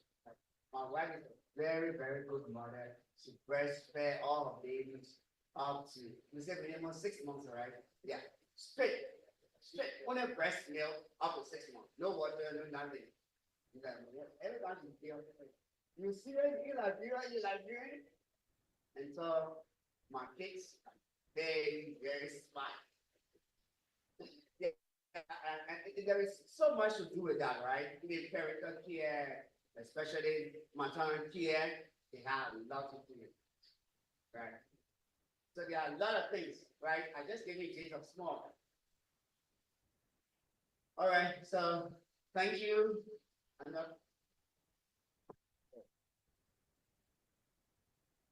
Thank you, Dr. Bala, and the previous presenters. My concern is about whether there will come a time where you will not get frustrated. It's not thinking about going out to look for greener pasture because you are plus the other guy who spoke before you. You have acquired education, there's not and everything. but you're not being capacitated to do your work. So what are you doing to make you and your coding functional the way you should be? Because you know about even the equipment, and there are very frustrating and all of it. And additional staff to help you do your work, qualified nurses, specialized nurses, maybe additional people like you to send for training and come back to after you. What are you doing in that regard to push your case, the case of your department? Thank you for that question, but this is just one of them doing. But don't say one day you get frustrated because frustration thing that was. So I'll prepare for it. So when I'm coming back to Nigeria, the room always say this. I had an option to be a research assistant, to stay, teach and do everything. I'm like, no, like I want to go and help out. And just get my family over to China and, or maybe somewhere else in Hong Kong, anywhere we could go, right? But, one, not because I governor Nigeria. Many people make commitment with governor Nigeria and go. So, but I had commitment to my country and up there. I want to set a right precedent for my children, country. I said to the governor of Nigeria, I will come back no matter what. And so that's why I came back. Not because everything was so, rosy. My boss started to do a prayer. So I know he really wanted to attend my graduation though, but he flew to China like he was like over. And I don't want to die. I don't think together come. If we die, then we all die together. Like he was afraid I was not going to come back. So he came to the graduation and did everything. I said, okay, if I would be here, I'm going. Not because he came, but I'm going.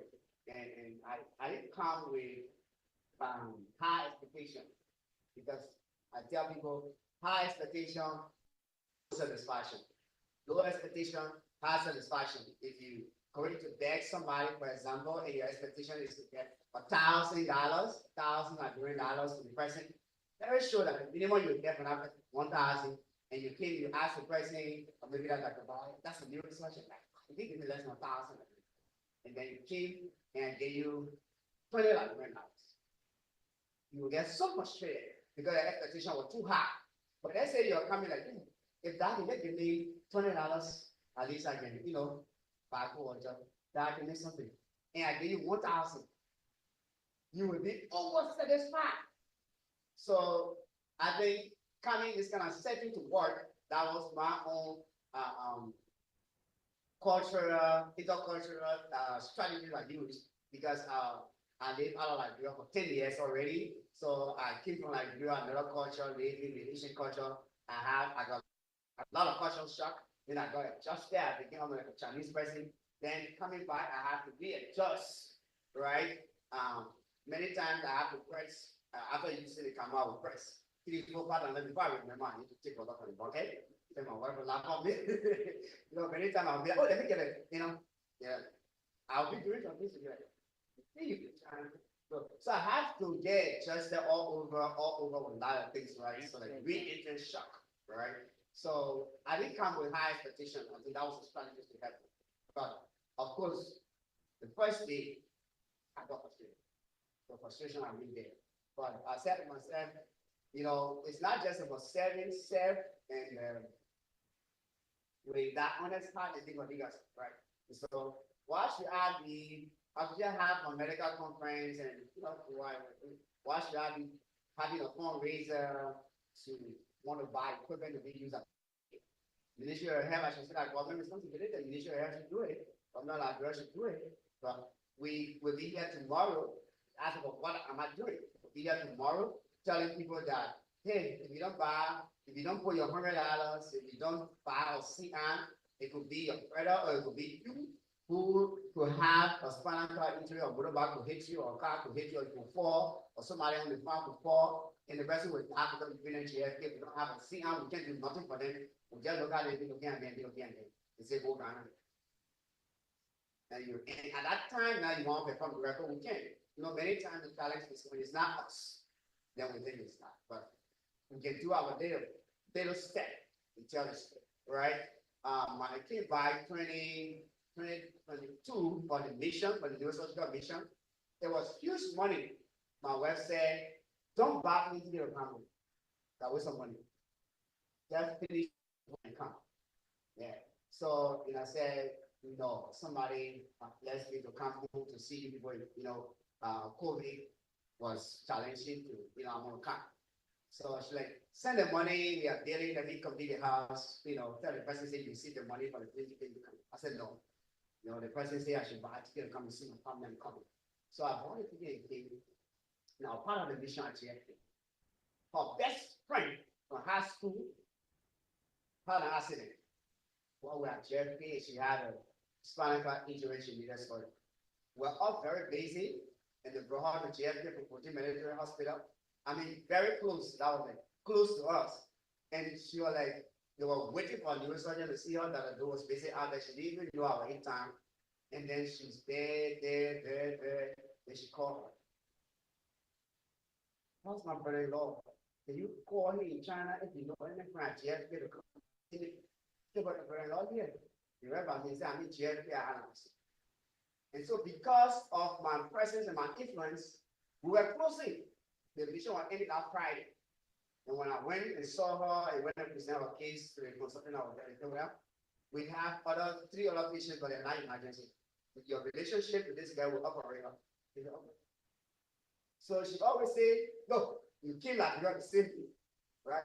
And during that same mission, there was when she was pregnant for our first son now out of the country, unless you have a clinic that took care of her, she had complications, the woman didn't sleep. She didn't go home throughout the night. Her grandson had a brain tumor and had a hydrocephalus needed to be operated at home. And so the house started in the peace clinic. No one go away. She called her. Can you call my son-in-law? Say, but your son-in-law here. Yeah, I want to see the debate with the division for the ball. Doing great. He had chance now, so they can be able to prepare for surgery. So by buying up to get it come too close to me. So I feel like it's not sometimes, doing everything, but you say 1, 2, 3, it's done very, very close. So now I feel the little I'm doing, it means a lot to that 1 or 2 patient. And let's just take, for example, teacher. If, my entire profession as a neurosurgeon is just having teacher, having the opportunity to operate and do the teacher, she can grow and become somebody like you. It's just an idea, have a life, I feel that I achieve. So I'm not going to give up.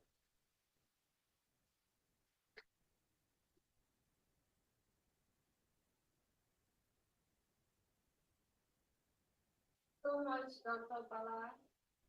Now we will take announcement.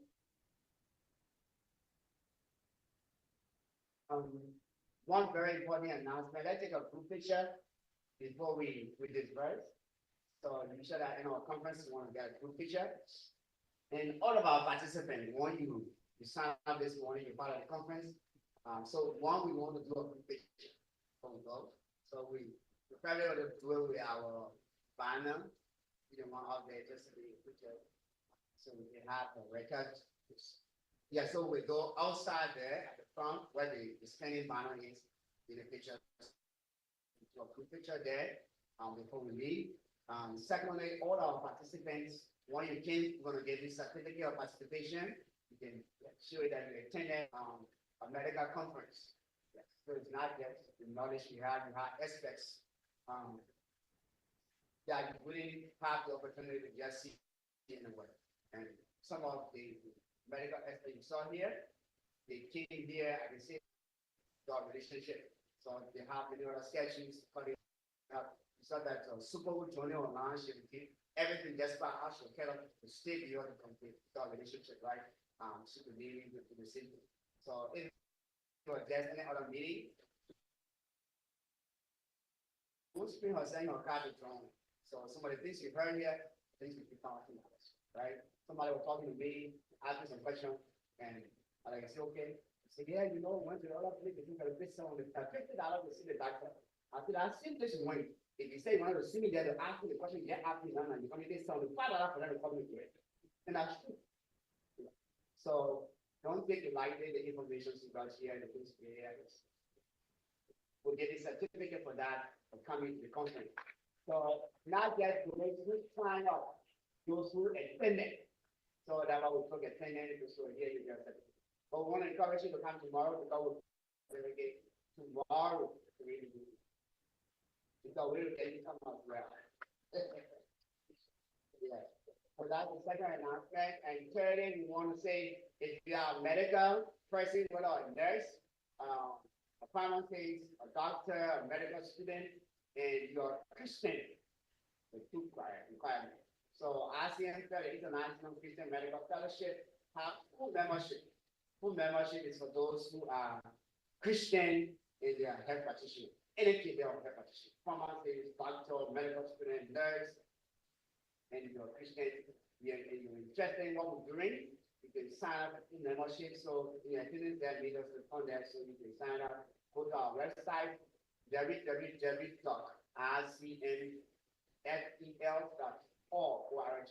The membership form is there, fill it up, but if you do it here as well, just start that. So we'll be updating our membership today, care conference, and then you'll be part of our different group and everything.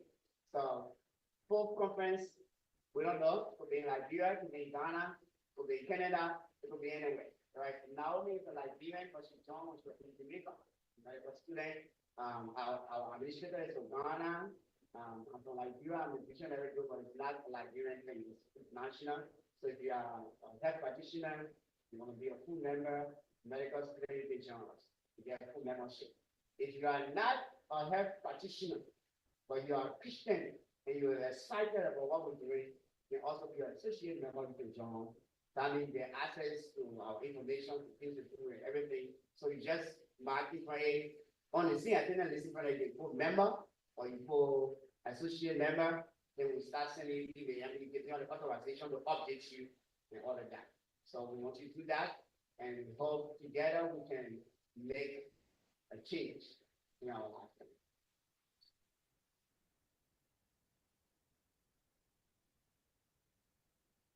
So, we're going to take closing prayer. We started with prayer, so we will end with prayer. Let us start.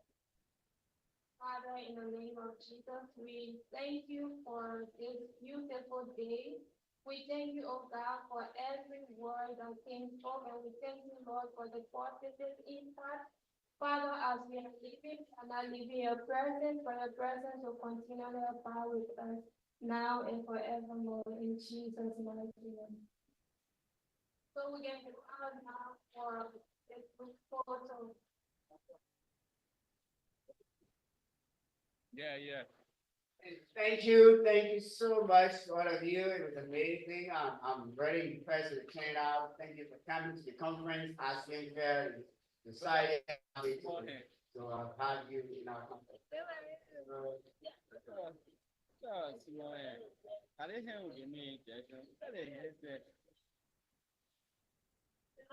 Let's just go to the front, Pastor, or